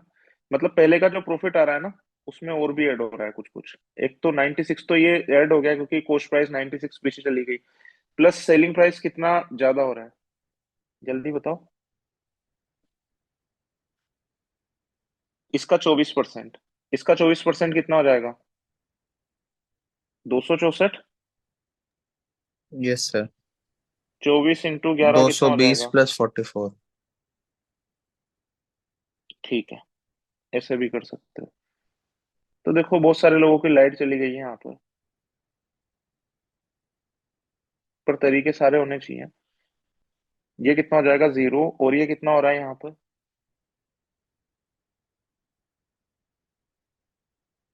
660 हो रहा है। ठीक है। Yes sir. प्रॉफिट परसेंटेज यहाँ पर कितना आ रहा है? यहाँ पर आ रहा है 37.5। 37.5 को आप 2.5 से मल्टीप्लाई करो, डबल करेंगे तो कितना आ जाएगा? 75। और इसको अगर मैं 36 भी मान लूं, 36 का आधा करोगे तो कितना आ जाएगा? 18। तो ये 93 के आसपास होना चाहिए। तो क्या इसके 93 के आसपास, परसेंटेज के आसपास है क्या ये वाला नंबर? इसको 700 मान लो, है ना। इसको नहीं 700 है। मान लो, तो कितना हो जाएगा? 49 हो जाएगा ना, है ना आसपास, हाँ हाँ हाँ। ठीक है। है ना। इसका हाँ। 7% अगर मैं निकाल लूंगा, वैसे तो है ना ये 93% से भी ज्यादा आ रहा है, 93% से ज्यादा आ रहा है। ठीक है। अब देखो आपको एक चीज और भी बताता हूँ मैं, इधर देखो ध्यान से। देखो कैलकुलेटर का स्मार्ट यूज कैसे हो सकता है, इधर देखो। अपना अपना कैलकुलेटर उठाओ। जैसे मैं आपको हमेशा मना करता हूँ कि पेपर के अंदर आप कैलकुलेटर नहीं आपको यूज करना है, क्योंकि कैलकुलेटर से आदमी की स्पीड स्लो होती है। अपना अपना कैलकुलेटर उठाओ, 37.5 को 2.5 से मल्टीप्लाई करो जल्दी से। कितना आ रहा है? 93.75। 93.75, ठीक है। अच्छा अब इधर ध्यान से देखो, 660 को डिवाइड करो 7.04 से। एक सेकेंड, 7.04 से डिवाइड करो जल्दी से। 93.75। आ गया ना आंसर? आपको पता लग गया, मैंने परसेंटेज निकाली एग्जैक्ट कैलकुलेटर से। Yes sir. Yes sir. तो तो ऐसे कर लो फिर, है ना, इसका यूज लेकर के कर लो। ठीक है ना। तो एक एक जो आखिरी स्टेप में जो करने वाले होते हैं ना, इनको हम कर सकते हैं। और दूसरी बात, जैसा कि मैंने आपको हमेशा बोला है कि आंसर तो देखो ढंग का ही आना है, और ढंग के ऑप्शन कौन से हैं? ये वाले। ठीक है ना। आ गई बात समझ में? पर फिर भी आपको चेक करना ना कि कौन सा मेथड ज्यादा अच्छा लगा आपको, पहले बताया था वही ठीक था या फिर ये वाला? सर ये ये भी वाला ठीक है अगर दूसरा कैलकुलेटर वाला। यूज कर लो लास्ट में तो। आखिरी में तो यूज कर लो, मतलब जिस एग्जाम में दे रखा है तो उसमें समझदारी से यूज करो, बस आदत मत डालो उसकी। ठीक है ना, तो इसलिए ठीक है मैंने सर। इसको छोड़ा था। सर बट ये दूसरी बात वाला यह है, में तो दो मतलब 2 बार करना पड़ेगा। अगर जैसे हाँ 2 हाँ ऑप्शंस अगर कोई मिल गए तो फिर। हाँ, करना तो 2 बार ही पड़ेगा। ठीक है चलो, इसके बाद में आगे चलते हैं। Question number 3। क्वेश्चन नंबर 3 भी अगर आप पढ़ोगे तो मतलब बहुत ज्यादा मुश्किल नहीं है, किया जा सकता है मैनेज, है ना। बताना ही वाला क्वेश्चन। तो देखो सवाल नंबर 3 क्या बोल रहा है। 3 कंटेनर है, तीनों कितने कितने भरे हुए हैं, 75% में तीनों को। देखो वैसे तो ये वाला क्वेश्चन देख देख करके ही हो रहा है ना, पर मुझे ऐसा लगता है कि आप विजुलाइज नहीं कर पाओगे, तो मैं आपको लिख करके बता रहा हूँ। तीनों कितने कितने हैं, 12 12। इनकी तीनों की कैपेसिटी कितनी है? तीनों की कैपेसिटी मान रहा हूँ 16 16। क्यों मान रहा हूँ 16? क्योंकि इसने बोल रखा है ना कि 75% भरा हुआ है, तो पिंक वाला मिल्क है, ब्लू वाला वाटर है, और हनी है ग्रे वाला। ठीक है, अब इधर ध्यान से देखो। इसके अंदर फिर मैं आपको डायरेक्ट समझाने की भी कोशिश करूंगा बाद में। इधर देखो ध्यान से, इसका आंसर कैसे डायरेक्ट लगाया जा सकता है। मैंने क्या किया, मैंने इसको इससे फुल कर दिया, मिल्क से। मिल्क कितना रह जाएगा बताओ? मिल्क एक कम कर देते हैं इसमें से।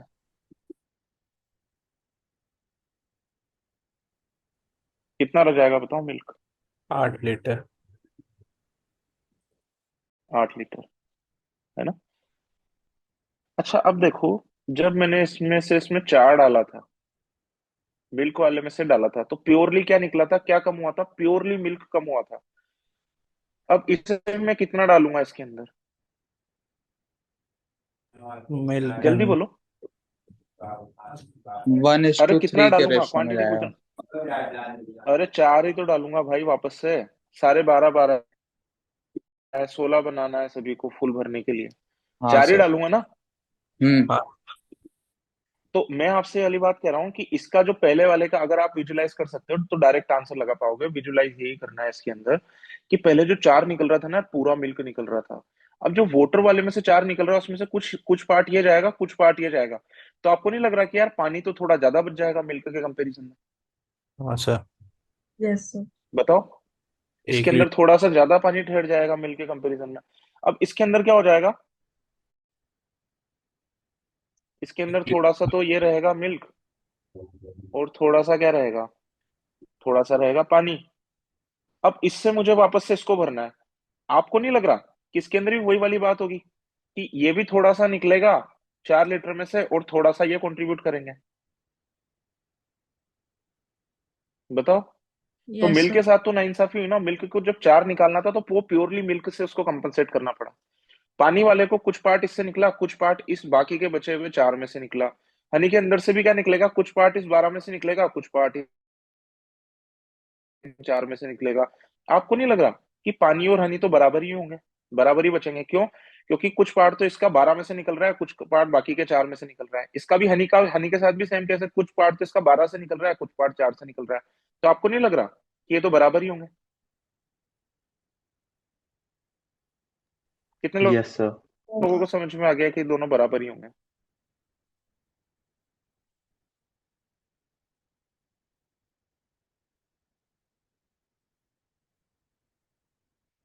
और मिल्क सबसे कम होगा इसके अंदर, बस ये वाला आंसर आ गया। ठीक है ना। अब देखो मैं नंबर्स के साथ भी बताता हूँ आपको।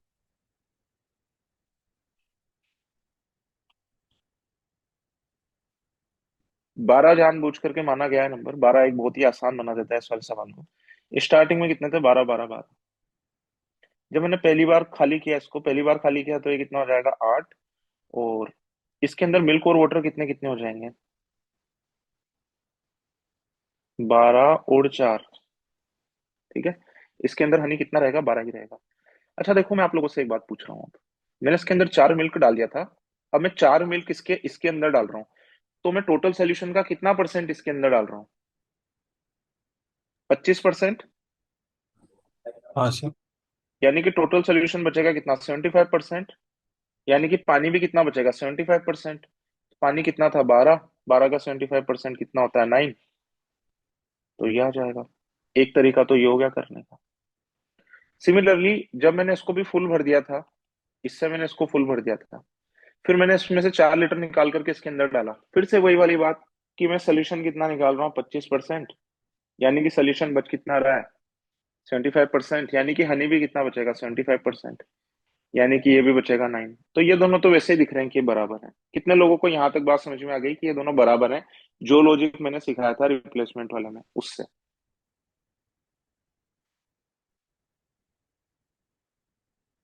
वैसे सबसे अच्छा मेथड था इसका दिमाग में करने वाला, पर दिमाग में भी कर लोगे अगर ये समझा दूंगा, अगर ये समझ में आ जाएगा ना तो कर लोगे दिमाग में भी।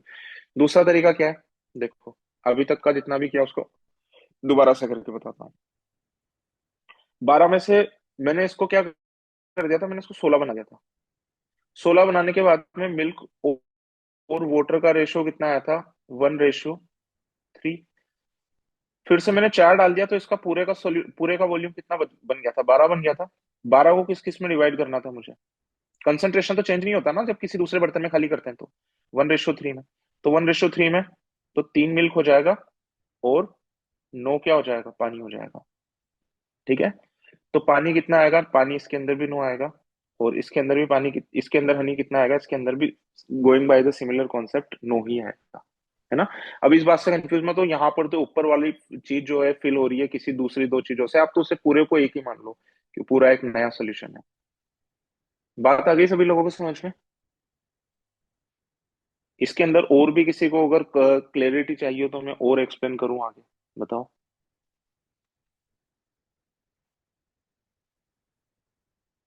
और एक्सप्लेन करना है ये आगे। आ गया सर। आ गया सर। यस। ठीक है चलो।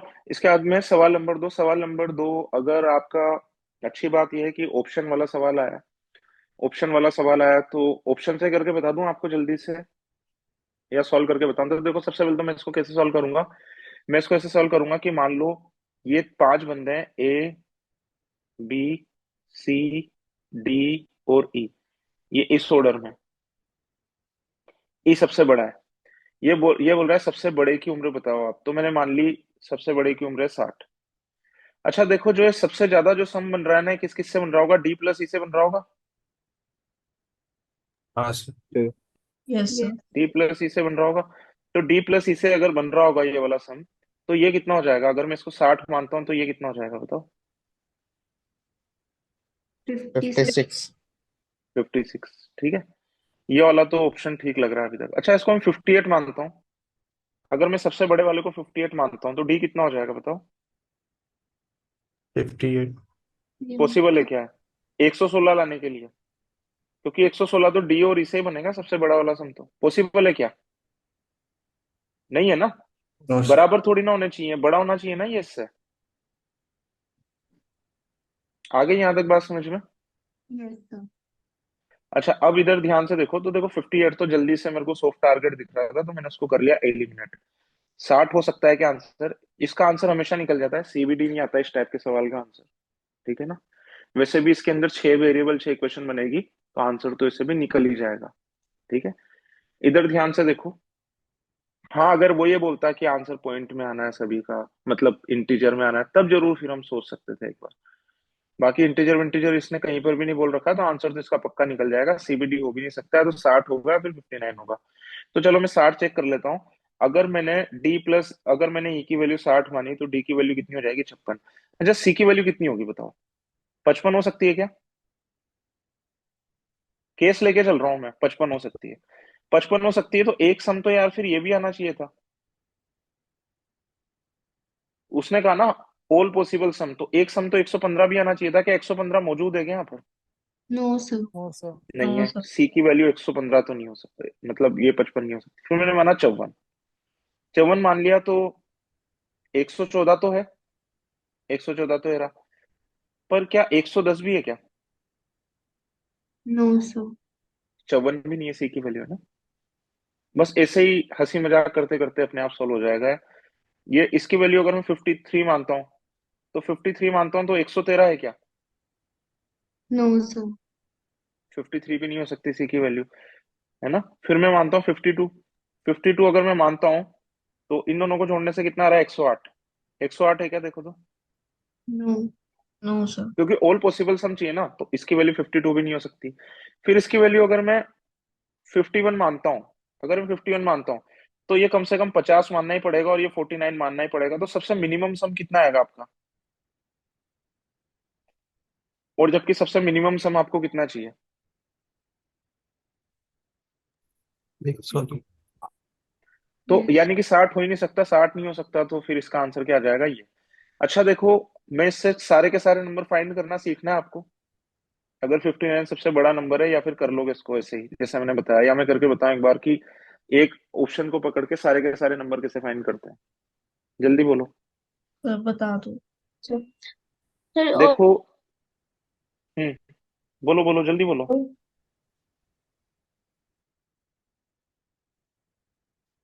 इसको मैंने 59 मान लिया, तो सबसे बड़ा सम किस किस से बनेगा? डी से और ई से। अच्छा, सबसे बड़े से जस्ट छोटा वाला सम किससे बनता है? सी से और ई से। चार सम हमेशा फिक्स होते हैं। सबसे छोटा सम किससे बनता है? ए से और बी से। और सेकंड बिगेस्ट किससे बनता है? ए से और सी से। बस ये चारों आप फिक्स बता सकते हो, बाकी के कॉम्बिनेशन को आप डिसाइसिवली नहीं बता सकते हो। तो डी प्लस ई 116 है, अगर ई की वैल्यू 59 है तो डी की वैल्यू कितनी हो जाएगी बताओ? 57। 57 हो जाएगी, तो मैं इसको मान रहा हूँ 56। 56 अगर मैं मान रहा हूँ तो ये कितना हो जाएगा? 113। 113 इज नॉट प्रेजेंट, तो फिर इसको मैं हटा दूंगा, फिर मैं कितना मानूंगा? 55।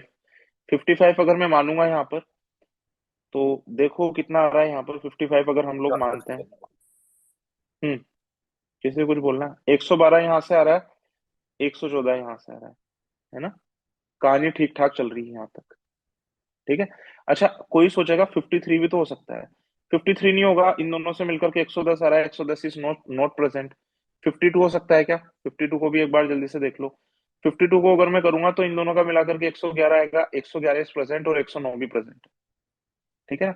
पर 52 में इसलिए नहीं मान सकता क्योंकि इसको 51 मानना पड़ेगा और इसको 50 मानना पड़ेगा, तो मिनिमम सम कितना आ जाएगा? 101, है ना? तो यानी कि सी की डिसाइसिव वैल्यू कितनी आ जाएगी? 55 ही आ जाएगी। और मिनिमम वैल्यू 101 नहीं है, 102 है। तो ये आ जाएगा 55। 55 के बाद में देखो ये कितना हो सकता है? क्या मैं इसको 54 मान सकता हूँ क्या? तो 55 और 54 अगर मैं मानूंगा तो 109 आएगा। 109 मानूंगा, 109 आएगा, और इससे कितना आएगा? 113। 113 तो प्रेजेंट है नहीं ना। 54 को मिटा दो, फिर कितना मान लूंगा मैं? 53। 53 अगर मैं मान लूंगा तो क्या 108 प्रेजेंट है? नहीं है, मिटा दो इसको भी। फिर मैं मानूंगा इसको 52। 107 प्रेजेंट है? प्रेजेंट है। 109 भी प्रेजेंट है, 111 भी प्रेजेंट है, ठीक है ना? सब कुछ ठीक ठाक चल रहा है। अब दो स्मॉलेस्ट का सम ये इतना आ जाएगा, तो इसका हो जाएगा 50 52। 102 लाना है ना इन दोनों से मिला करके, सर तो इस ये तरीके से हो जाएगा। वैल्यू जब गिवन थी तो उससे भी एक ही वैल्यू डायरेक्ट ला सकते थे ना? कौन सी एक ही वैल्यू? सर जो 105 गिवन है, तो ए की हम्म। डायरेक्ट वैल्यू 50 आ जाएगी। हाँ, ला सकते हैं, बिल्कुल ला सकते हैं। ए प्लस सी, आप ये कह रहे हो ए प्लस सी की वैल्यू हमें पता लग गई तो हम ला सकते हैं, ला सकते हैं, ठीक है। इसके ऊपर मैंने एक मिनी गेट में एक सवाल भी डाला हुआ है, बहुत डिटेल में एक्सप्लेन किया हुआ है, पर उसके अंदर शायद ये वाला शॉर्टकट मैंने नहीं बता रखा, ठीक है ना? तो आप इससे भी कर सकते हो। तो दूसरा वाला सवाल भी ऐसा नहीं है डुएबल अनडुएबल है, डुएबल है, ठीक है ना? पहला वाला सवाल को छोड़ देना, है ना? इस सवाल को करने का कोई मतलब नहीं बनता। कुछ सवाल इसके अंदर जरूर मैं मानता हूँ कि देखो इस पेपर में और दूसरे पेपर के अंदर डिफरेंस क्या था। इसके अंदर एक तो वर्ड प्रॉब्लम थी, वर्ड प्रॉब्लम में थोड़ा सा आपको डिफिकल्ट लगा। बाकी अब आप खुद मुझे काउंट करके बताओ कितने कितने सवाल आप लोग कर सकते थे, और इसके अलावा कोई भी और भी सवाल पूछना है तो पूछ लो। अपनी अपनी काउंटिंग बताओ मुझे, माइक अनम्यूट करके बता दो कितने कितने सवाल आराम से कर सकते थे आप इसके।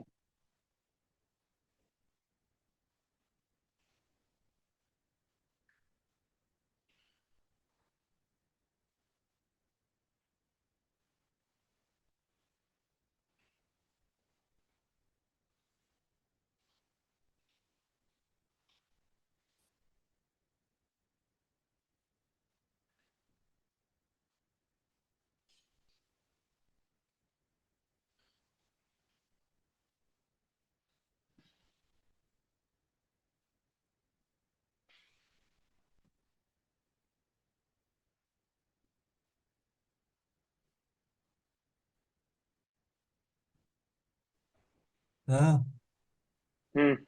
मुझे ना क्वेश्चन 6 बता दोगे एक बार? नहीं भाई। हाँ भाई, कर लिए काउंट सभी लोगों ने अपने अपने? Yes sir. कितने कितने हो सकते थे बताओ? सर 9। अच्छा। और? सर 14। 14। अच्छा, इसके अंदर 99 परसेंटाइल कितने पर आई है इस वाले पेपर के अंदर? 10 पे ही आ गई होगी। मेरे 7 ठीक है, 3 किसी को गलत याद है, हो इसका, कोई 95 आइडिया है हो कि मेरा। ना? तो फिर 24-25 पे आई है, मतलब 25 पे आई होगी। 24 और 26 के बीच बीच में आई थी, मतलब तो 20। मुझे एक चीज बताओ, क्या इस पेपर में 10 सवाल हो सकते थे, नहीं हो सकते थे? मुझे बताओ। Yes sir. यस। बहुत आराम से। हो सकते थे ना? ठीक है ना, बहुत खराब इसके अंदर करके आए हैं बहुत सारे लोग। यस देखो, सर। अपना बिल्कुल एक सेट पैटर्न है सवाल को अटेम्प्ट करने का। वो ये है कि जो भी थोड़ा सा बड़ा लग रहा हो वो मत करो। बाकी देखो, इसके अंदर मैं बताता हूँ कि इसके अंदर कौन कौन से सवाल बहुत डुएबल थे, बहुत इजी थे। एक सवाल नंबर 2 था, मैं काउंट करवाता हूँ। ये करने वाला था। ठीक है। सवाल नंबर 4 भी करने वाला था। ठीक है ना, वैसे 3 को पढ़ लो और थोड़ा सा दिमाग ठीक ठाक चल जाए तो आप कर लोगे। बाकी जो जो मैं बता रहा हूँ ना, ये तो होने चाहिए थे। सवाल नंबर 5 को भी छोड़ दो, 6 करने वाला था। ठीक है ना। अच्छा, मैं कुछ लोगों से यहाँ पर इतना नाराज हूँ, मैं एक सवाल को इतनी इतनी देर तक बताता हूँ, और कई बार तो बोर भी हो जाता हूँ मैं कुछ सवाल बताता बताता, पर कुछ लोग इतने मजबूर है ना आदत से। क्यों भाई, पहले क्यों नहीं पूछा था? सर मतलब इंटरनेट प्रॉब्लम हो गई थी। क्या बेवकूफ है यार। इधर देखो ध्यान से। इसके बाद में देखो, सवाल नंबर 7 अगर पढ़ लूंगा तो ये तो दिमाग में ही कर लूंगा, है ना। आप इसको अपने आप कर लेना। मेरे लिए इजीएस्ट क्वेश्चन की गिनती के अंदर ही है ना। सवाल नंबर 8 भी ठीक है। थोड़ा सा आपको मेहनत करनी पड़ सकती है। मैं नहीं काउंट कर रहा हूँ सवाल नंबर में 10 को काउंट कर रहा हूँ। कितने काउंट किए मैंने अभी तक? 1, 2, 3, 4, 5। ये वाला भी काउंट कर लूं? बताओ। बार बार। आप लोगों का क्या ओपिनियन है? Yes sir. मेरे यस। हाँ। हिसाब से तो होना चाहिए ये वाला सवाल। होना चाहिए ना? हाँ सर। हाँ सर। Yes sir. ठीक है ना, वाला सवाल होना चाहिए। ये वाला सवाल भी, जिन्होंने नंबर्स ढंग से रिवाइज किया हुआ है उनका ये वाला सवाल भी होना चाहिए। 14 को मैं नहीं मानता, 14 के अंदर आप गलती कर सकते हो। ठीक है ना।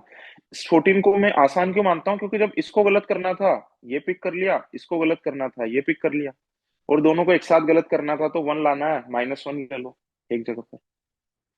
है ना। उसके अलावा ये वाला सवाल बहुत ज्यादा आसान था, है ना। पर ये वाला डायरेक्ट रिजल्ट दिखाना शायद मैं भूल गया आपको, साइक्लिक क्वाड्रिलेटरल के अंदर, है ना।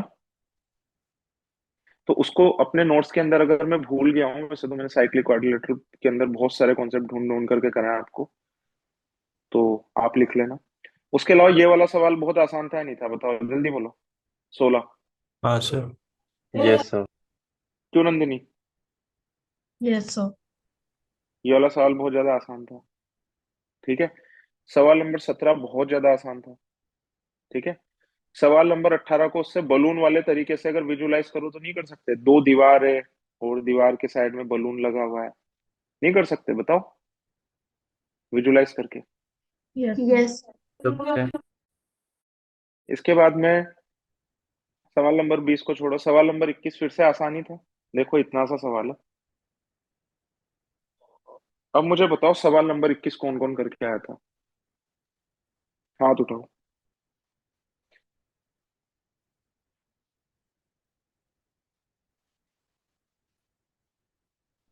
ठीक है चलो। अब देखो मैं गिन रहा हूँ कितने सवाल मेरे हिसाब से करने लायक थे। 1, 2, 3, 4, 5, 6, 7, 8, 9, 10, 11, 12। उसमें से भी अभी बहुत सारे सवाल ऐसे हैं जिनको अगर मैं करके बताऊंगा तो छोटे हो सकते हैं आराम से। ठीक है ना। बाकी थोड़ी सी एक्स्ट्रा नॉलेज की उसके लिए जरूरत पड़ेगी आपको। ठीक है। कोई और क्वेश्चन पूछना है आप लोगों को इसके अंदर जो मैंने डिस्कस ना किया हो? फिर वो बताओ जल्दी। सर्कुलर अरेंजमेंट वाला बता दो जो सिटिंग यस एट। सर। देखो सर्कुलर वाला मैं बताया था, अगर आपको समझना है तो समझने की कोशिश करना। आसान सा ही सवाल है। 3 मैरिड कपल के अंदर कितने आदमी होते हैं? 6। 6। 6। 6 आदमियों को सर्कल के अराउंड बिठाने के कितने तरीके हैं? 5 फैक्टोरियल। कितने हो जाएंगे? 5 फैक्टोरियल। अब ये कह रहा है कोई भी दो कपल सामने ना बैठे, ऐसी बात कह रहा है ये। ठीक है, तो कोई भी दो कपल सामने ना बैठे हैं, तो इसके अंदर ये तो मैंने टोटल केस काउंट कर लिया। अब मैं अनफेवरेबल माइनस करूंगा इसके अंदर से। केस नंबर 1, ऑल कपल आमने सामने बैठे हैं। ऑल कपल आमने सामने बैठे हैं, है ना। ऑल का मतलब मान लेना कि ऑल का मतलब है ऑल कपल आमने सामने बैठे हैं। तो इधर देखो ध्यान से, मैंने 3 कपल कौन कौन से माने? ये हस्बैंड, ये वाइफ, ये हस्बैंड, ये वाइफ, ये हस्बैंड, ये वाइफ। तो पहले इस कपल को आमने सामने बिठाने के कितने तरीके? एक ही तरीका होगा, एक ही तरीका होगा ना। अब इसके हस्बैंड को बिठाने के कितने तरीके? इस बी को बिठाने के कितने तरीके? तो एक कपल को बिठाने के तरीका एक। अब बी को बिठाने के कितने तरीके? 4। अगर मैंने बी को बिठा दिया तो सी को बिठाने के कितने तरीके? सॉरी, स्मॉल बी को बिठाने के, इसकी वाइफ को बिठाने के कितने तरीके? जैसे कैपिटल बी को मैंने बिठा दिया यहाँ पर, 4 तरीकों में से 4 तरीके कौन कौन से थे? ये और ये। अगर मैंने इन 4 तरीकों में से बिठा दिया तो इसकी वाइफ को बिठाने के क्या कितने तरीके? इसकी वाइफ को इसके अपोजिट ही बिठाना एक तरीका। बात आ गई सभी लोगों को समझ में? इसकी वाइफ को बिठाने का एक तरीका। अब मुझे बिठाना है सी को और स्मॉल सी को। अब हस्बैंड को बिठाने के कितने तरीके? 2 तरीके, या तो इधर या फिर इधर। तो जब तीनों एक दूसरे के सामने बैठेंगे उसके तरीके कितने हो जाएंगे? 8। तो ये माइनस करना है मुझे इसके अंदर से। अच्छा, केस 2, कि जब सारे के सारे नहीं बैठे हों, बस 2 कपल अपोजिट बैठे हों। पर 2 कपल अपोजिट वाला पॉसिबल है क्या? No sir. अगर 2 कपल अपोजिट बैठे होंगे तो तीसरा भी अपोजिट ही बैठा होगा, जो तो हम काउंट कर चुके। तो एग्जैक्टली 2 कपल अपोजिट बैठे होंगे इस वाले केस का। तो कितना है? 0। ये आंसर, तो -0। क्योंकि अगर आप 2 कपल को अपोजिट बिठा दोगे ना, ए के अपोजिट उसकी वाइफ, बी के अपोजिट उसकी वाइफ, तो तीसरा जो कपल है ये तो अपने आप ही अपोजिट बैठेगा ही बैठेगा, है ना। अपना एक खुद का इनिशिएटिव लेकर के डाउट पूछना है इसके अंदर। अब मैंने माना कि एग्जैक्टली एक कपल को अपोजिट बैठना है, एग्जैक्टली एक कपल को अपोजिट बैठना है, ठीक है। तो एग्जैक्टली एक कपल को अपोजिट बैठना है और बाकी 2 को अपोजिट नहीं बैठना है। तो इधर देखो ध्यान से, मैं क्या करूंगा। सबसे पहले तो 3 डिफरेंट डिफरेंट कपल में से एक कपल छांटूंगा मैं। एक कपल मैंने छांट लिया, मान लो ये वाला छांट लिया, कैपिटल है और स्मॉल है वाला, ये कपल अपोजिट बैठ रहा है। तो एक कपल छांटने के कितने तरीके हो गए? 3C1। तो स्मॉल ए को यहाँ पर बिठा दिया, कैपिटल ए को यहाँ पर बिठा दिया। अब इस बी को बिठाने के कितने तरीके? जल्दी बोलो। फिर 4। 4। 4। मान लो बी आ गया यहाँ पर, बी आ गया यहाँ पर, तो इसकी वाइफ को बिठाने के कितने तरीके? जल्दी बोलो। 2। 2। इंटू 2। मान लो इसकी वाइफ यहाँ पर बैठ गई। अब सी को बिठाने के कितने तरीके हैं? फिर 2। जल्दी बोलो 2। यार। 2। 2। और इसकी वाइफ को बिठाने के एक 1। जगह खाली रहेगी, वो एक ही है। तो ये सारे मिलाकर के कितने आ रहे हैं? जल्दी बताओ। 48। 48। हाँ, तो अनफेवरेबल टोटल कितने हो गए? 56। 56। 56। तो 56 अगर माइनस करोगे इसके अंदर से 120 के अंदर से, तो कितना आ जाएगा? 64। तो मतलब ऐसा नहीं है कि सवाल मैनेज नहीं कर सकते, कर सकते हो, है ना। ऐसा भी नहीं, ऐसा तो होता ही नहीं कि कोई सवाल ना हो। बाकी देखो इसमें कुछ कचरा सवाल भी हैं, जैसे कि ये, है ना। मतलब कोई ज्यादा फायदा नहीं है इससे। मतलब ये सवाल जो भी करेगा ना, ये मान करके चलो कि वो फेल होने की तरफ जा रहा है। क्यों करना है ये सवाल? ठीक है, टाइम बिल्कुल ही बर्बाद नहीं करना, बिल्कुल सिंपल अप्रोच रखनी है। और कौन सा बताना? जल्दी बताओ। ज्ञानबाजी बहुत हो गई, टाइम भी बहुत हो गया, जल्दी सर बोलो और कौन सा 8th करना वाले में है? स्कोप ऑफ एरर क्या क्या रहेगी? क्या? 8th वाला करना चाहिए था। 8th वाला कर लो यार, बाकी मुझे है ना थोड़ा सा भरोसा कम है आप लोगों के ऊपर। इसके अंदर थोड़ी सी गलती कर सकते हो आप, है ना, छोड़ सकते हो इसको, बाकी बहुत ज्यादा मुश्किल नहीं है, कहोगे तो बता दूंगा अभी। सर एक बार बता दो ये वाला। किसने पूछा है? कौन पूछ रहा है, जल्दी बताओ। सर बानी। इधर ध्यान से देखो, कभी भी ऐसी इक्वेशन आ जाती है, मैंने आप लोगों को नहीं बोला कि इसको फैक्टर की फॉर्म में लिखो, एक्स कॉमन ले लो यहाँ से, कितना हो जाएगा 3 + y। बताया ना ऐसा फैक्टराइजेशन, और कहाँ पर आता है बताओ जल्दी। Sir H C F L C नहीं। सर ऐसे एच स्टार्ट सी एफ किया एल था सी बट में मुझसे आता है। कंप्लीट नहीं हुआ ये। कोई बात नहीं, मैं बताता हूँ, दोनों तरफ 6 6 ऐड कर दो। 6 6 ऐड क्यों करवाया, ताकि y + 3 इधर भी बन जाएगा, है ना, 3 + y, और इधर से मैं 2 कॉमन ले लूंगा, तो इधर भी क्या हो जाएगा, 3 + y इज इक्वल टू कितना हो जाएगा, 144। यानी कि कितना हो जाएगा, 3 + y, और ये कितना हो जाएगा, x + 2 इज इक्वल टू कितना हो जाएगा, 144। ठीक है। अब इधर ध्यान से देखो आप लोग, अब जल्दी से आग बंद करके, है ना, 144 को दो तरीके से कैसे लिख सकते हो, जल्दी जल्दी से लिखना शुरू कर दो। 1 × 144, 2 × 72, 3 × 48, 4 × 36, 5 इंटू तो कुछ होता ही नहीं है ना, 6 × 24, 7 इंटू भी कुछ भी नहीं होता, 8 × 18 होता है शायद, है ना, 9 × 16, है ना, 10 11 कुछ भी नहीं होता, 12 होता है। 12 × 12, 12 × 12 के बाद में थोड़ी सी राहत की सांस लोगे आप लोग, क्योंकि इसके बाद में रिपीट होने लग जाएगा ना। 12 के बाद में नेक्स्ट क्या आएगा, ये रिपीट होकर के आने लग जाएंगे, 16 × 9, है ना, 18 × 8। अगर करना हो तो फिर ये लिख लेना, अगर ये लिखोगे ना तो फिर आपकी गलती के चांसेस कम हो जाएंगे इसके अंदर। 36 × 4, 48 × 3, 72 × 2, और 144 × 1। ये कह रहा है, ये कह रहा है कि इसे पॉजिटिव सॉल्यूशन चाहिए, है ना। अरे यार मैंने क्यों मिटा दिया है, देख लो एक बार, y + 3 और x + 2। अब मिटा रहा हूँ है ना, मैं देख करके फिर मिटा रहा हूँ। y + 3 और x + 2 का मल्टीप्लीकेशन है, y + 3 × x + 2। अच्छा, अगर मैं दोनों को ये मानूं, इस वाले ब्रैकेट को एक मानूं, इस वाले ब्रैकेट को 144 मानूं, तो क्या देखो दोनों पॉजिटिव आ रहे हैं क्या? इससे क्या दोनों आंसर पॉजिटिव आ रहे हैं क्या, सर जल्दी बोलो। नहीं सर। No sir. इसको क्या चाहिए,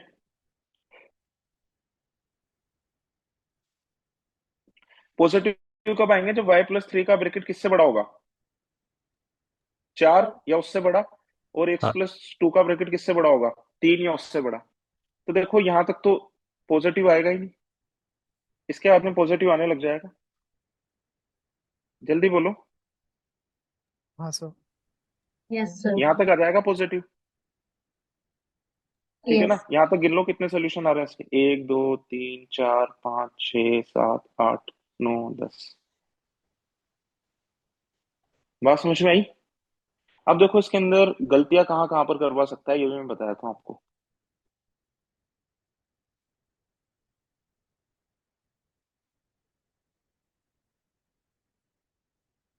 देखो उसके अंदर क्या कर सकता है वो आपको, है ना, पॉजिटिव वर्ड हटा देगा, पॉजिटिव वर्ड हटाने के बाद में आपसे पूछेगा, आप तो बस इंटीग्रल सोल्यूशन बताओ, तो फिर आपको ये भी कंसिडर करना है, -1 इंटू माइनस का 144, है ना, -2 इंटू -72। वैसे आपको कंसिडर यहाँ पर भी करना है ना। पर देखो अगर, क्योंकि दोनों का प्रोडक्ट माइनस माइनस अगर मैं लूंगा तो यही तो आएगा ना। पर यहाँ पर समझने वाली बात यह है कि इनमें से सभी से कोई ना कोई या तो एक्स नेगेटिव हो जाएगा या वाई नेगेटिव हो जाएगा, ये वाली बात देखने से पता लग रही है या नहीं लग रही, क्या तो एक्स नेगेटिव हो जाएगा या फिर वाई नेगेटिव हो जाएगा, बताओ जल्दी, यस सर। Yes sir. है ना। तो माइनस वाला मैंने इसलिए कंसिडर नहीं किया यहाँ पर। बात आ गई सभी लोगों को समझ में अच्छे से? हाँ सर। Yes sir. ठीक है ना।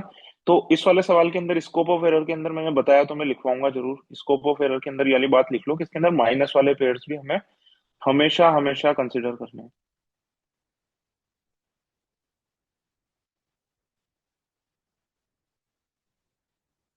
ठीक है,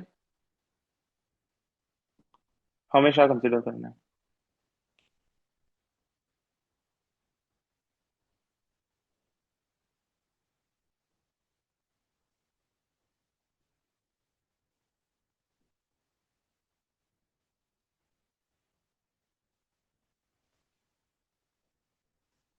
ठीक है, चलो, इसके अलावा और कोई पूछना है? ठीक है, ये छठे सवाल के लिए बोल रहा था। छठा सवाल मैं एक बार फिर से बता देता हूँ, फिर खत्म करते हैं। देखो इधर ध्यान से, जैसे कि बी है एक राउंड में, और ये ए है और ये सी है, वैसे ही बता रहा हूँ मैं। अश्विनी, जी सर। अगर मैं बोल रहा हूँ कि इन दोनों के आइटम डबल कर रहा है, तो इसके 3 कर देगा, इसके 6 कर देगा, है ना? यस। तो इधर ध्यान से देखो, इन दोनों को कंबाइन भी किया जा सकता है कि ए और सी के पास में, दोनों के पास में कितने थे? 3 थे, और बाद में दोनों के पास में कितने हो गए? 9 हो गए।